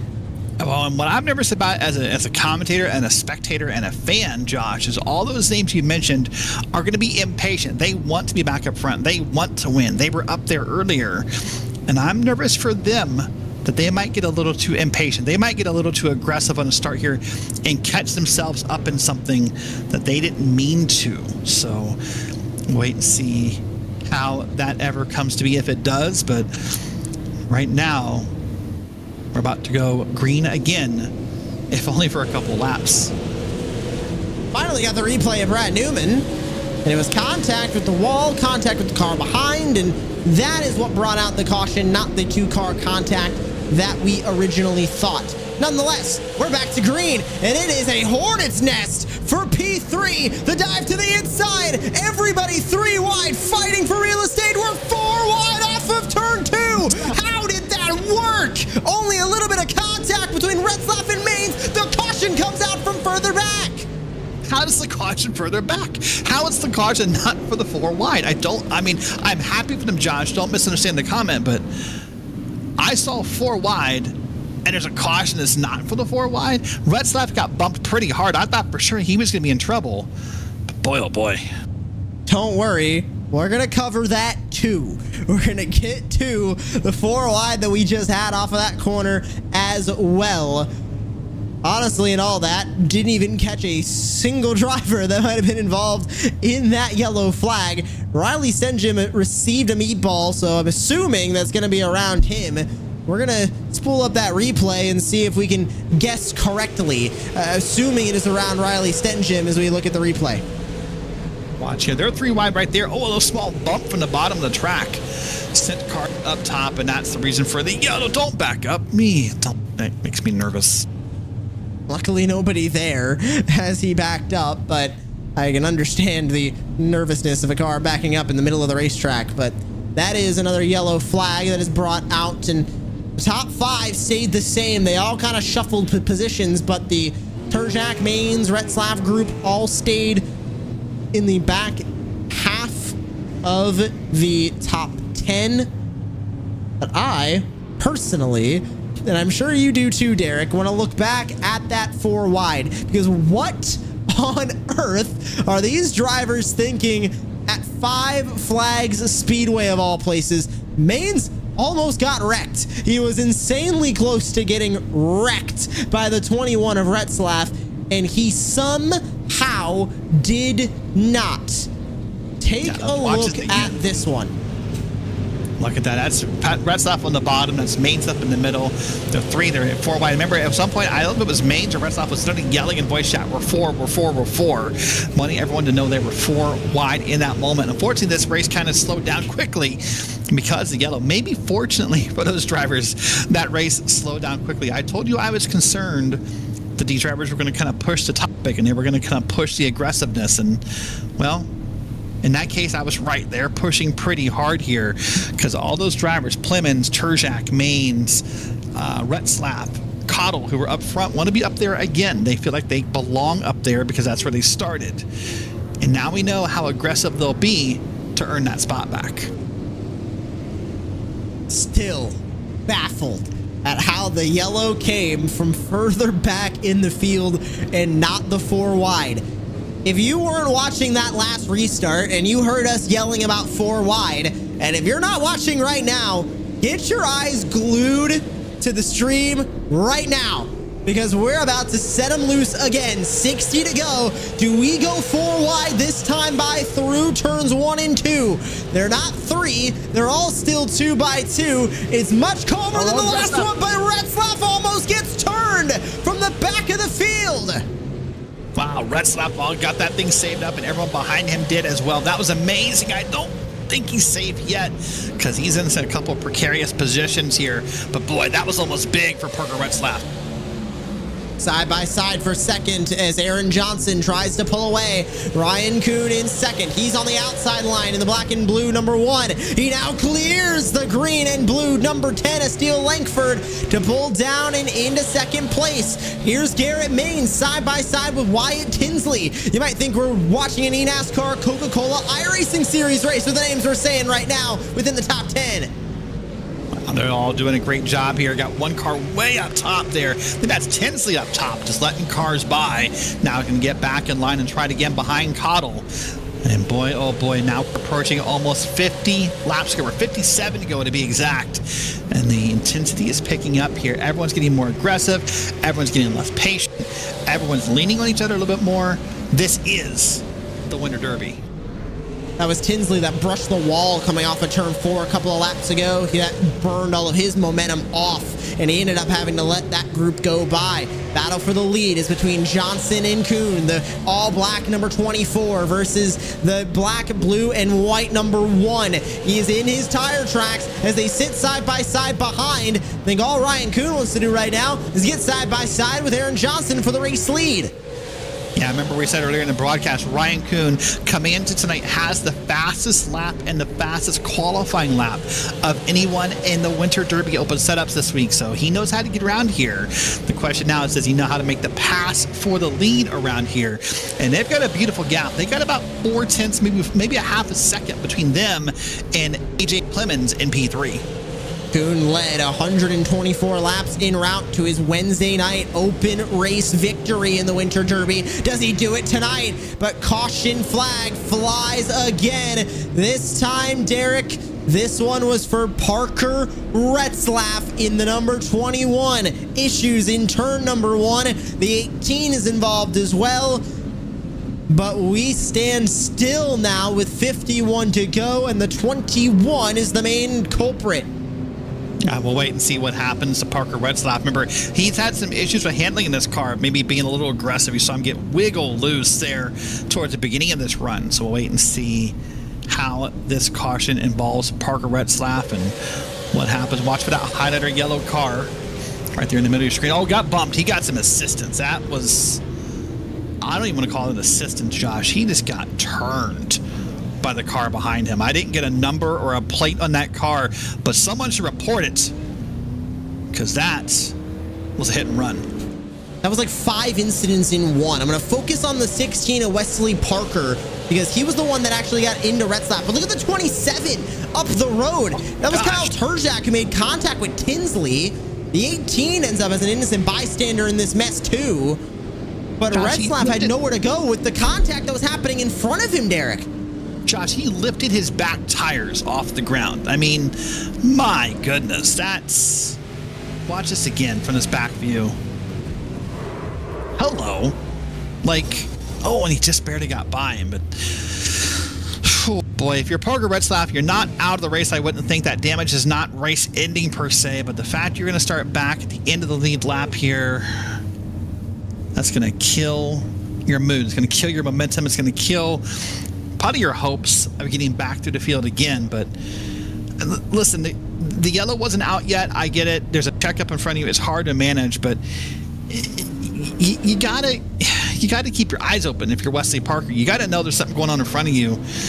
And I mean, wow. Parker sits P10. Retzlaff sits now P number, I had to go way farther down than I thought I would have to, P19. Still scored on the lead lap. I'll see if that ends up updating as the kind of pace field gets behind the pace car and they get to all the positions they need to be in. But if he's still on the lead lap, didn't look like a ton of damage to that number 21, even though he did get a pretty good check to the back bumper. He still has that damage on the car. Does that affect the super late model a whole lot? I think we're about to find out, because as Retzlaff lines up, he's P18. And small silver lining, if I may, not a great silver lining. But hey, if you had to come down and fix some damage in that car, I hope you put new tires on it, and maybe those new tires will mean something. So we'll see what happens. Wesley Parker saying he didn't see the wreck happening. He's apologizing, saying I didn't see it. So I think those two are good. We'll find out later. Back to green, 46 laps to go. It's still Johnson that leads. Still Kuhn fighting from second. What does Plemons do from third? We've seen that 15 up front so far tonight. Does he get all the way to the race lead this time? Where does Garrett Maines go? Where does Steele Langford go? They're side by side for fourth. Look at that. Garrett Maines on the outside, dominating, making that move happen. We've seen him do it before this evening. He gets around that blue and green car. Look at those two cars. Hold on. That was Josh Cottle that got loose on the inside of Drunowski. Drunowski gets into Tinsley. And yellow flag back out after contact in turn 4.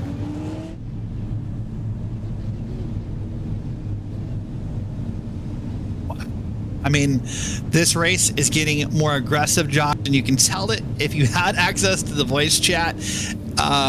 We can't air it because it is getting less patient and more aggressive, more finger pointing is a good word to use for it than what it was 200 laps ago. I am certainly not going to be responsible for all of the bleeping and dumping we would have to do of the iRacing voice chat, but contact with Wyatt Tinsley, the back bumper of Josh Cottle. Drunowski, an innocent bystander, and again, the 13. That is the second time that the 13 at Kenny Brady has been involved in a wreck that he had absolutely no part of until he arrived on the scene. Yeah, he was not happy in the voice chat about that fact either, and everyone's kind of apologizing, trying to smooth it over, but at a certain point, I just think maybe that, you know, as race car drivers, we have sometimes short memory, Josh, and sometimes we have long memory. And that long memory team seems to be for the drivers that do us wrong, for the drivers that race us aggressive or bump us or touch us or whatever we think is such a menacing crime, right? So I'm kind of curious how some of this will turn out. You know, what happens if so-and-so gets back to so-and-so?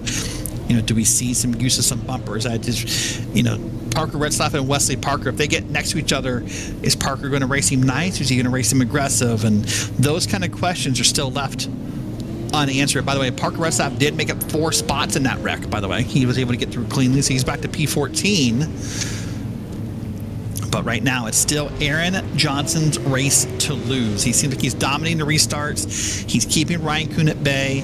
He's keeping Garrett Maines at bay. Aaron Johnson right now just has to have his restart after restart go his way, and he can call himself a Winter Derby champion.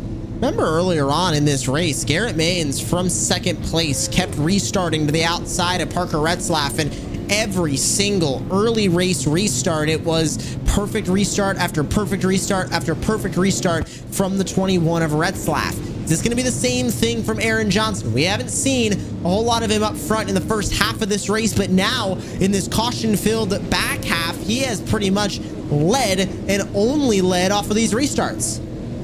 Yeah, so that'd be a great question to find out here. And Garrett Maines keeps creeping a little closer to the front. So we'll see here. Here we go. Pace car down.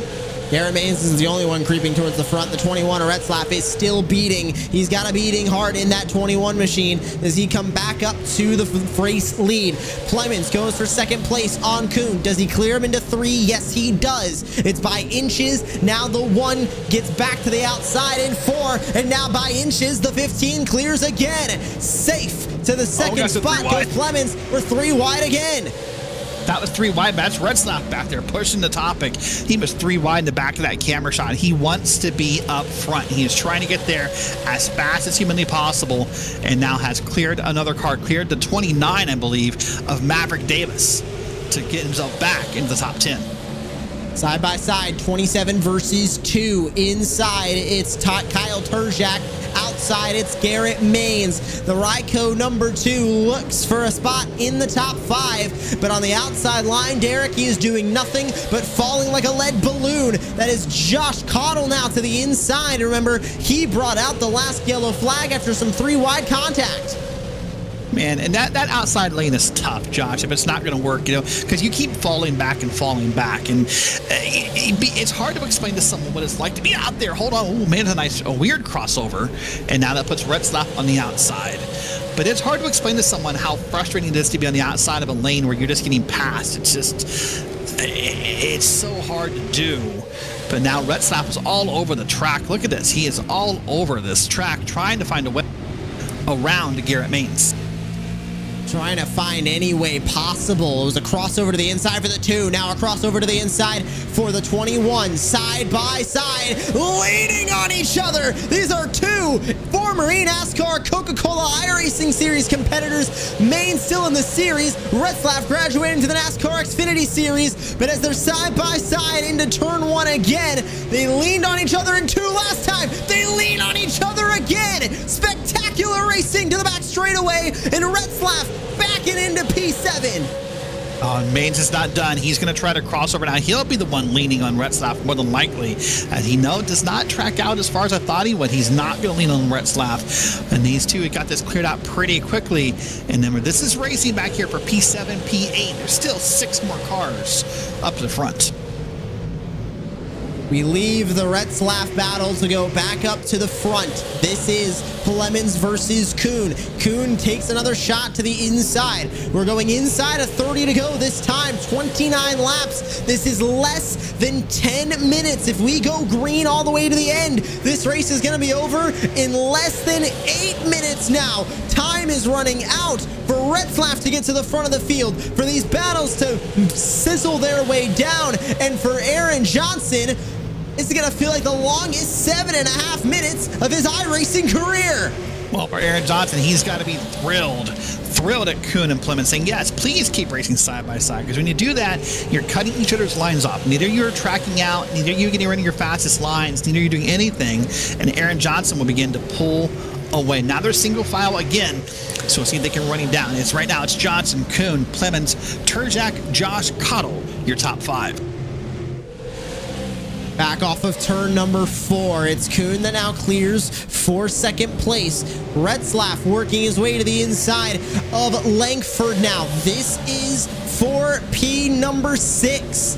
RaceSpot to the inside, being very aggressive now to try and work his way through this group, but he is now working his way through traffic, Derek, that does not want to give up the inside line. He is having to force his way to the inside, the preferred lane here at Five Flags, especially so late in this race. Remember, about 100 laps ago when he was working this traffic, it was simply lap traffic. It was more courteous about letting him by. These guys are not lap traffic. They're lead lap cars. They're competitors. They're people wanting to not get passed for the spot. And so he's having a very difficult time at times about letting letting things happen and getting those spots he needs. As right now in front of him is Josh Cottle and Kyle Terjak, and they're making a little bit of contact. Oh, Cottle's loose.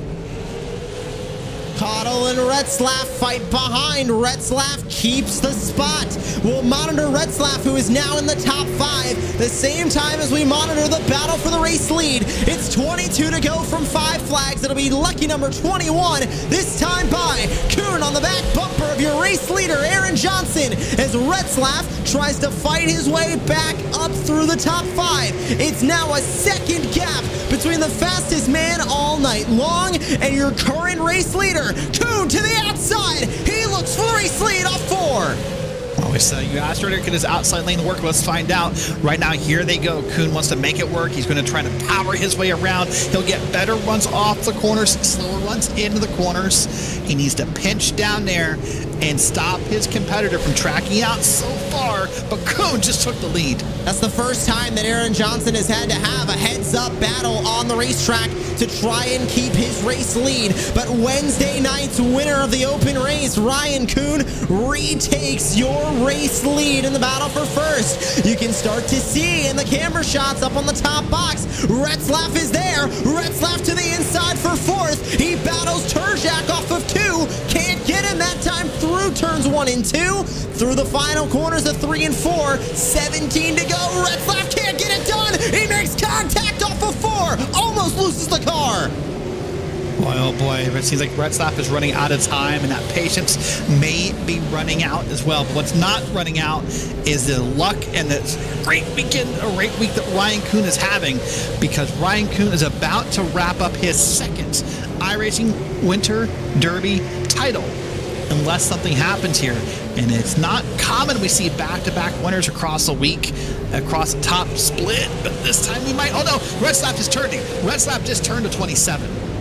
And the yellow flag flies off of that. We're going to rack them up for another restart. The issue happens around RaceSpot was that desperation to get back to the front showing. Or was it a little bit of cheeky defense from the 27 that went wrong? We'll get the replay, but the leaders now breathe a sigh and exhale. And now we're going to rack them up for yet another restart. Derek, let's look at the replay. What happened with RaceSpot? Was it on the 21? Was it on the 27? I mean, RaceSpot comes up. You know, it may not have been intentional by any means, but RaceSpot is definitely the car that comes up out of that corner. He has to a car on the outside. He gets, and luckily for the 27, he's going to get the car saved. He's going to, you know, not wreck completely. But watch this here. RaceSpot digs it down in the corner. Watch this here. See, he's almost down below the white line. They're going to come out here. This would be the back straight. This is turns 3 and 4 right here. Just digs it in deep. No way he wasn't going to make contact, in my opinion. I don't think it was intentional, but it's still on Parker RaceSpot. The aggression that he was showing throughout that entire run was almost spectacular. I mean, he was cutting through the field. He was one of the first and only drivers tonight to be that aggressive. Also one of the first and only drivers tonight to really utilize what I like to call, Derek, the old school Martinsville mentality, or the old school Bristol mentality, even better of a terminology to use, because he wanted the inside. He said, okay, I'm going to take the inside. He did that not once, not twice, but battled his way from outside the top 10 back into now the top 5 after that last incident. Well, let's use that Martinsville mentality. Then what 21 of Parker RaceSpot might be saying is, hey, for the 27, I just meant to rattle his cage. I didn't mean to wreck him. Might be what he's saying about the 27. I'll tell you this, though. The iRacing radio was silent. The 21 nor the 27 said a peep that I could observe. But yeah, you're right. Maybe that's the old mentality of Bristol. It's meant to rattle his cage, is what RaceSpot was going for. He's going to start P4 up here. So it's Plemons, Johnson, and Kuhn ahead of him. Now remember, we only have those few laps left on the leaderboard, Josh, but of course the green-white checker's still in play. We'll wait and see what comes of this. I would love to see us finish under green. I would not put any money on it. 10 laps to go. Where do we go from here? 10 laps left in the 2024 Winter Derby. Contact for second. That's Plemons to the inside of Johnson. He runs him out of room. And Josh Cottle now into the battle for second place. RaceSpot stuck outside. That's Turjak in the 27. They make contact again off 4. They're spinning now. Up and into the wall goes RaceSpot. We stay green. 4 wide again. Oh my goodness! It's still that one didn't last. Wrecking. Now finally a caution comes out. My goodness! I wasn't thinking that one would last, and the 4 goes up and over. Josh, there was probably 24 different yellow flag attempts right there in that restart. I mean, and poor Parker RaceSpot, I said he was the cause of the last caution, but in this case, he seemingly could not avoid this caution. Every time he looked around, there was cars making contact in front of him. A wild replay to see would be to watch that whole restart from Parker RaceSpot and watch the contact that happens time after time after time in front of Parker RaceSpot.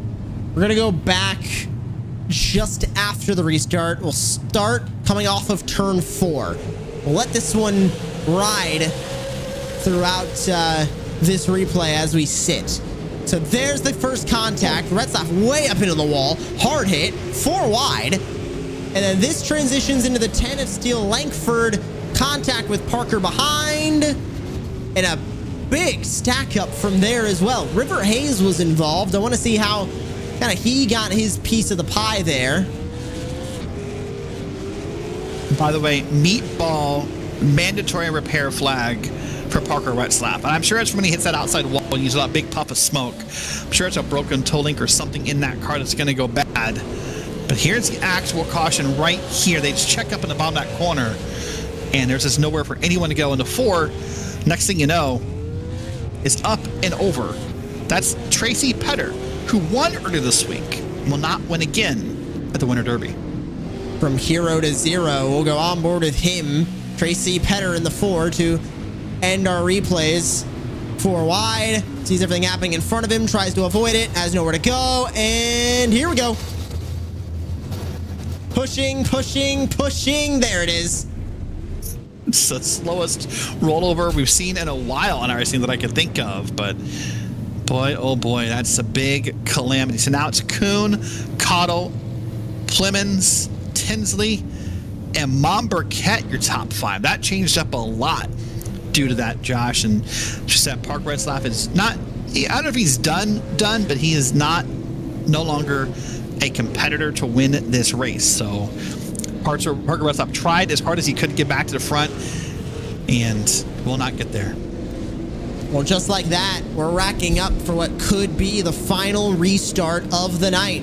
It's 4 to go. It'll be 3 to go when they take the green flag. A yellow flag from here would put us into one of our 3 green-white checkered attempts that we have on the docket. Max Cookson, Tyler Gary, Parker Retzlaff, the last 3 winners of the iRacing Winter Derby. We're looking like we're going to add a 4th unique one tonight. Who will it be? Kuhn leads them back into turn 1. He defends on Josh Cottle. These have been 2 of the fastest drivers all night. 2 of the fastest drivers coming into this race. 2 of the highest I ratings. Who walks away with the win? It's 2 to go. Look behind him. There's Garrett Maines trying to charge to the field. He's up to P4. Likely may not get there, but hold on. Yellow's out again. Back of the field. You saw the big smoke back there. Boy, oh boy. Green-white checker number 1 is coming here in this moment. From the lead to unfortunately wrecking the 24 of Aaron Johnson. He made contact with the 22 of Dallas Pataska. He was also involved in this one. We'll be able to get a quick look at this replay this time around. There it is. It's going to get turned around and big calamity in the back of the field. Oh, Brad Newman. Poor River Hayes involved in it again. Poor Brad Newman involved in it again. Listen, has there been a replay tonight? And it's not always been his fault. Don't take this as a criticism. But has there been a replay tonight that somehow River Hayes has not been in the frame? I will say Jeff McConey at McConey's Setup Shop. He's not paying for advertising on this broadcast. He might as well be, because most of our replays have seen the 17 of River Hayes in it one way or another. Yeah, well, sometimes, you know, that airtime is good, and boy, oh boy. I mean, poor River Hayes had a rough night, all kidding aside. Some of the incidents maybe been his fault. Maybe he's been involved in some he's been trying to avoid. You know, the caution before he was turned around in the bottom of the corner and people running into him.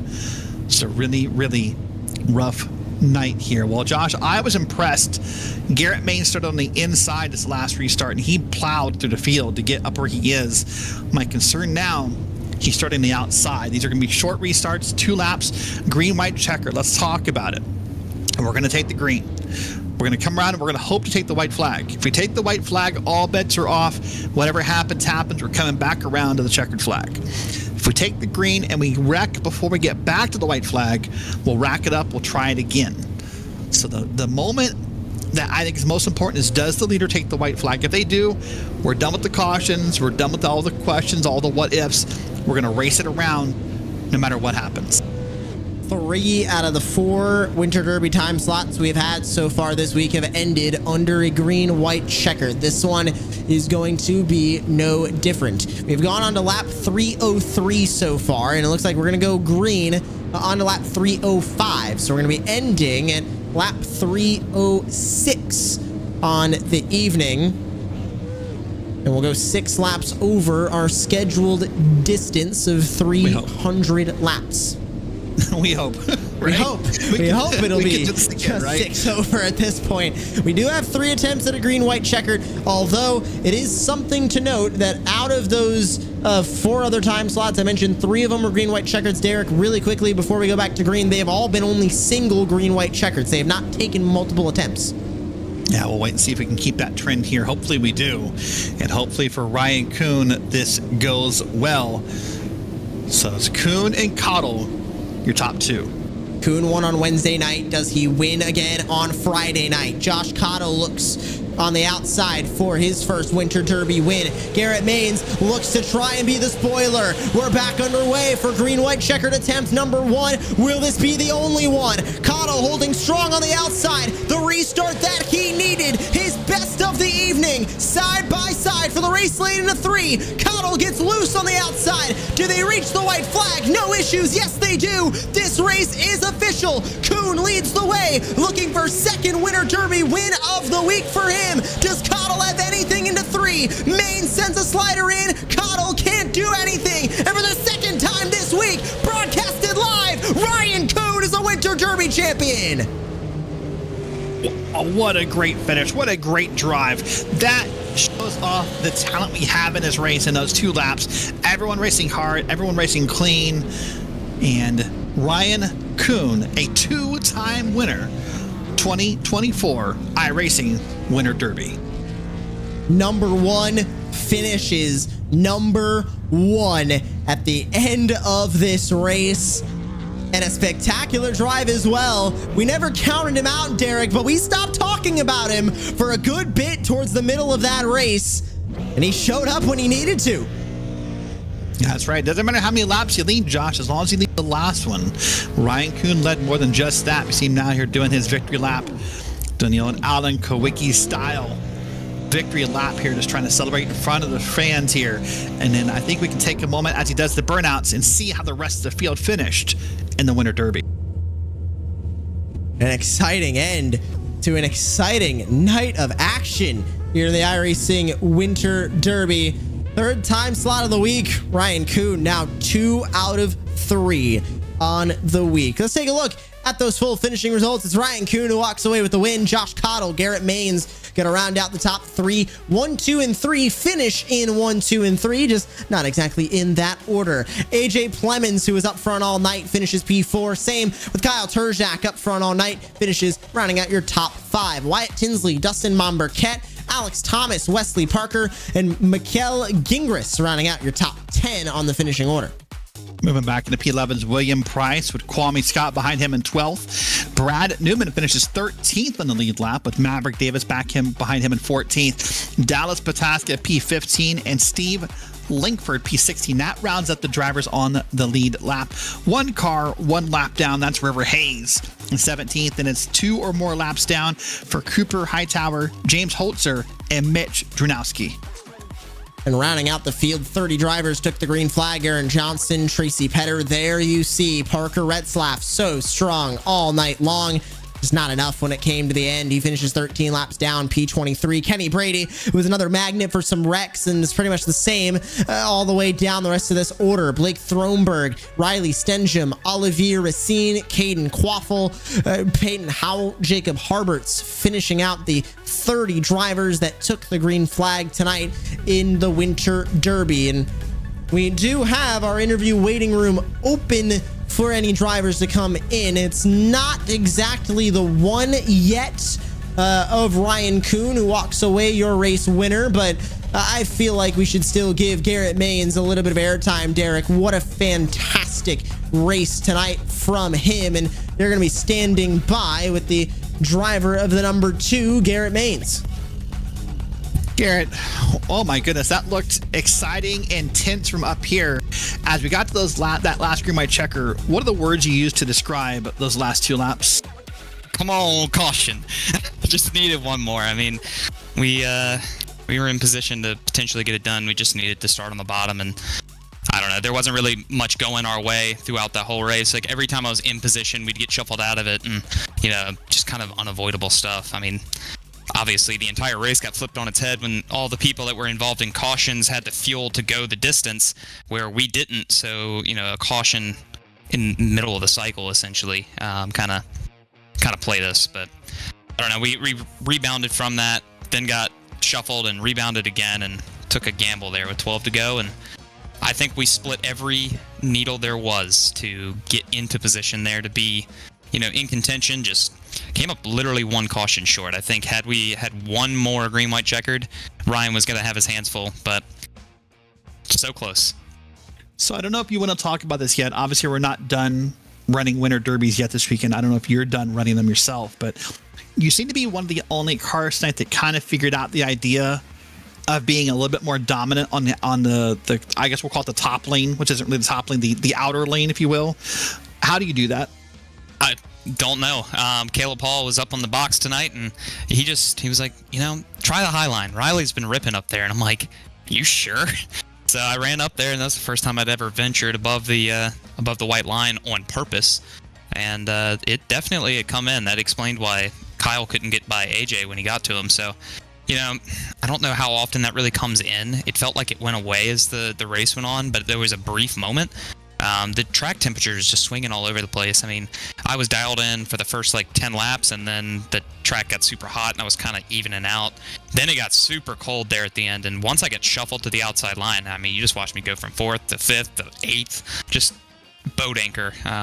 It's kind of hard to find a groove there at the end. Just if you were freed up, you were rolling. So I don't know. It's weird. I think I might run one more. I might run the Sunday night just because that's going to be the next big one. But tonight was the big one of the week, I'm sure. 6600 SOF is absolutely stacked. I mean, you have all the heavy hitters and super lates here tonight. So this is the crowd, you want to be racing with. And I really wanted to get it done tonight, but I got to thank Caleb Hall for putting me on one heck of a setup. I mean, everything I needed it to do there at the end, it was doing, and fired off really strong in a qualifying car. Just, man, I wanted to get it done for him. It's been a couple years now, just coming up a couple spots short or one spot short. So we just need some luck, need to finish these things.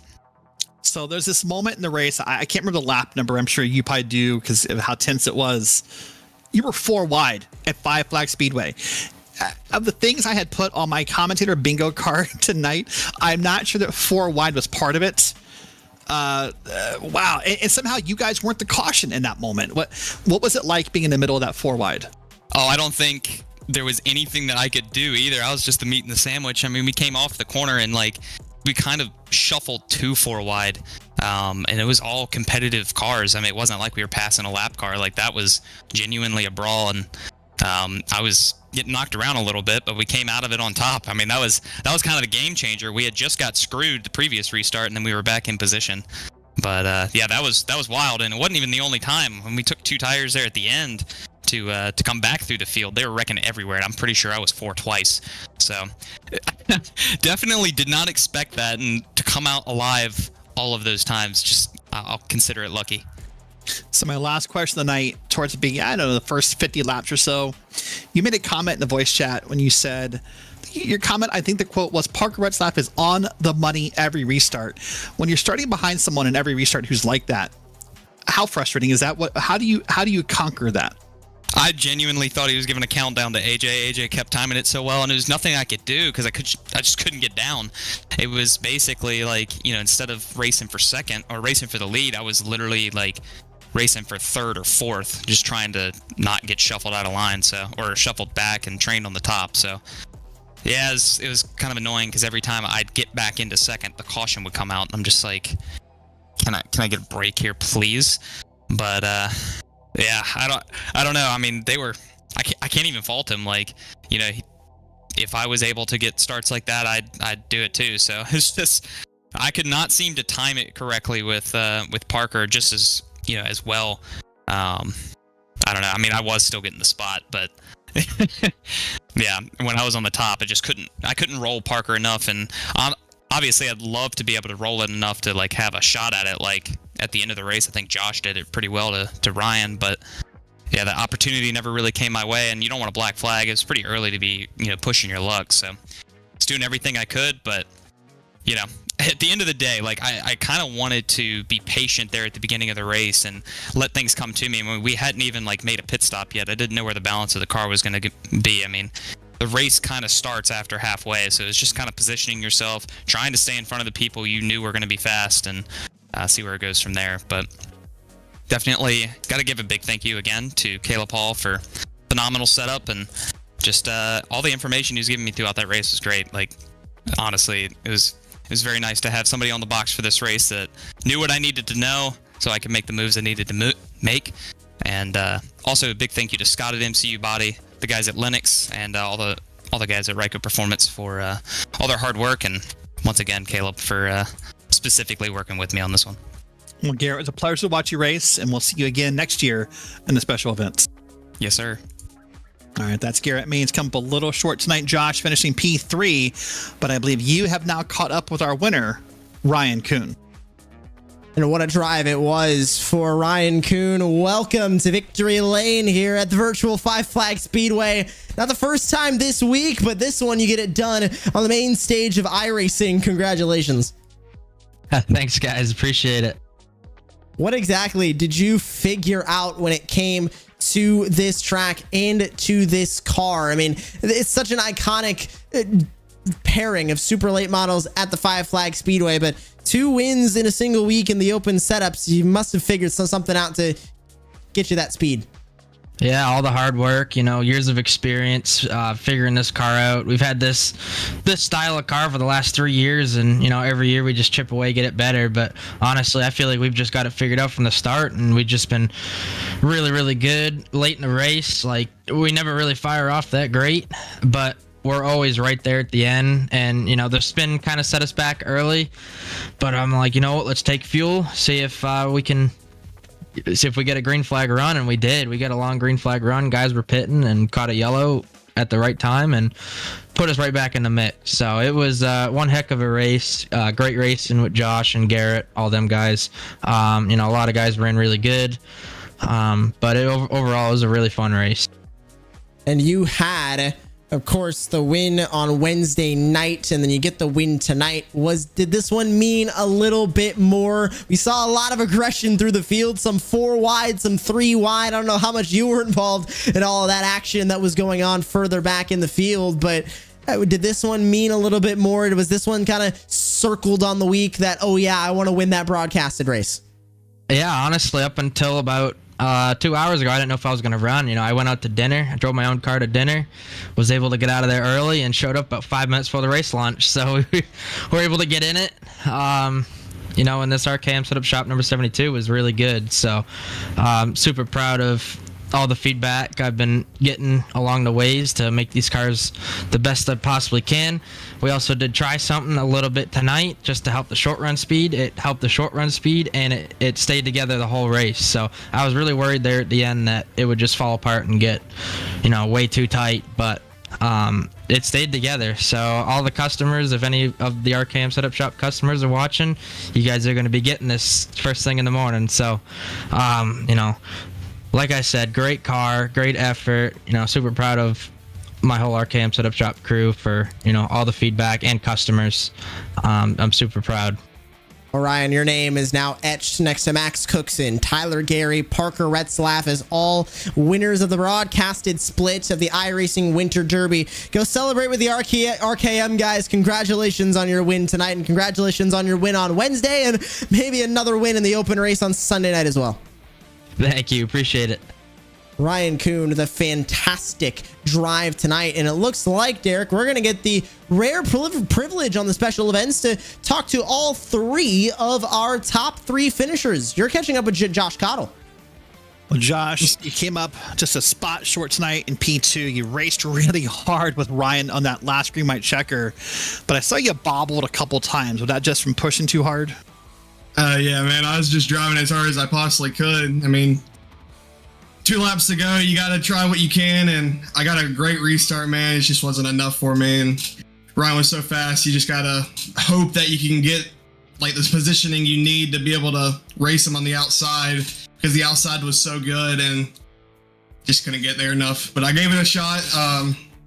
Very happy with our finish, man. It was a great race. Great racing with Ryan. Congrats to him on the win. But very happy with the P2 as well. I know sometimes as race car drivers, we will sit back after a race and you'll kind of process and you'll play the woulda, coulda, shouldas or the what if game sometimes. As you look back in this race, is there a what if moment where you say, hey, if I had done that, maybe this could have turned out different? Honestly, not really, man. All I had to do was just be a little closer to his door on that restart, and that's all I could have really done. Rest is history, but I gave it a shot. I mean, I was as close as possible, and that was a good race. I didn't want to do anything crazy, but I also wanted to be as close as possible just to even have a chance.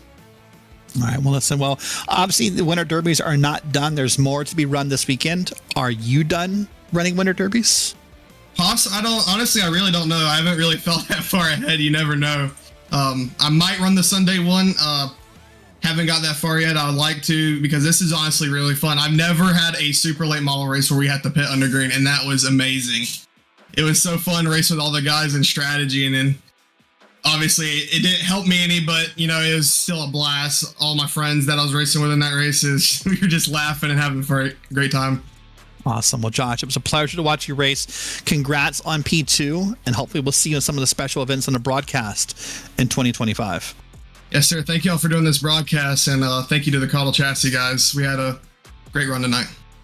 All right, that's Josh Cottle. Finishes P2, and Josh, that rounds out our top 3 interviews for the evening. And it rounds out the Asphalt Oval calendar. On the broadcasted splits of these iRacing special events, obviously the Winter Derby still has a couple more time slots that you can check out on iRacing this weekend, but also got the Chili Bowl coming up in December. I'm partial to that as a dirt oval and dirt road guy myself. But Derek, if anybody wants to experience the Winter Derbies coming up this weekend or anything on the iRacing service, the Black Friday sale ends this Monday, December 2nd. 50% off all new memberships, 20% off the early renewals and reactivations of 1 and 2 year memberships pretty much exclusively. But the biggest iRacing sale of the year is coming to a close. If you haven't gotten everything from the Black Friday sale on iRacing yet, you better hurry up. Listen, maybe you visited the family over Thanksgiving break and you won't see them for Christmas. So they give you some cash or they give you a check to put in the bank or what have you. 25% off if you're currently a member, 50% off if you're not a member currently. That's the best it's going to get. Just speaking very bar none about it. No hype, no overstating. It doesn't get any better. You want to run the Chili Bowl, the Daytona 500, the Indy 500, the Daytona 24, the Spa 24, the Watkins Glen 6 hours, one of my favorite events. You have to be a member to be part of those events. If you want my name or Joshua Lee or Evan Pizzoco to call out your name on a broadcast, you have to be a member. Take advantage of this sale.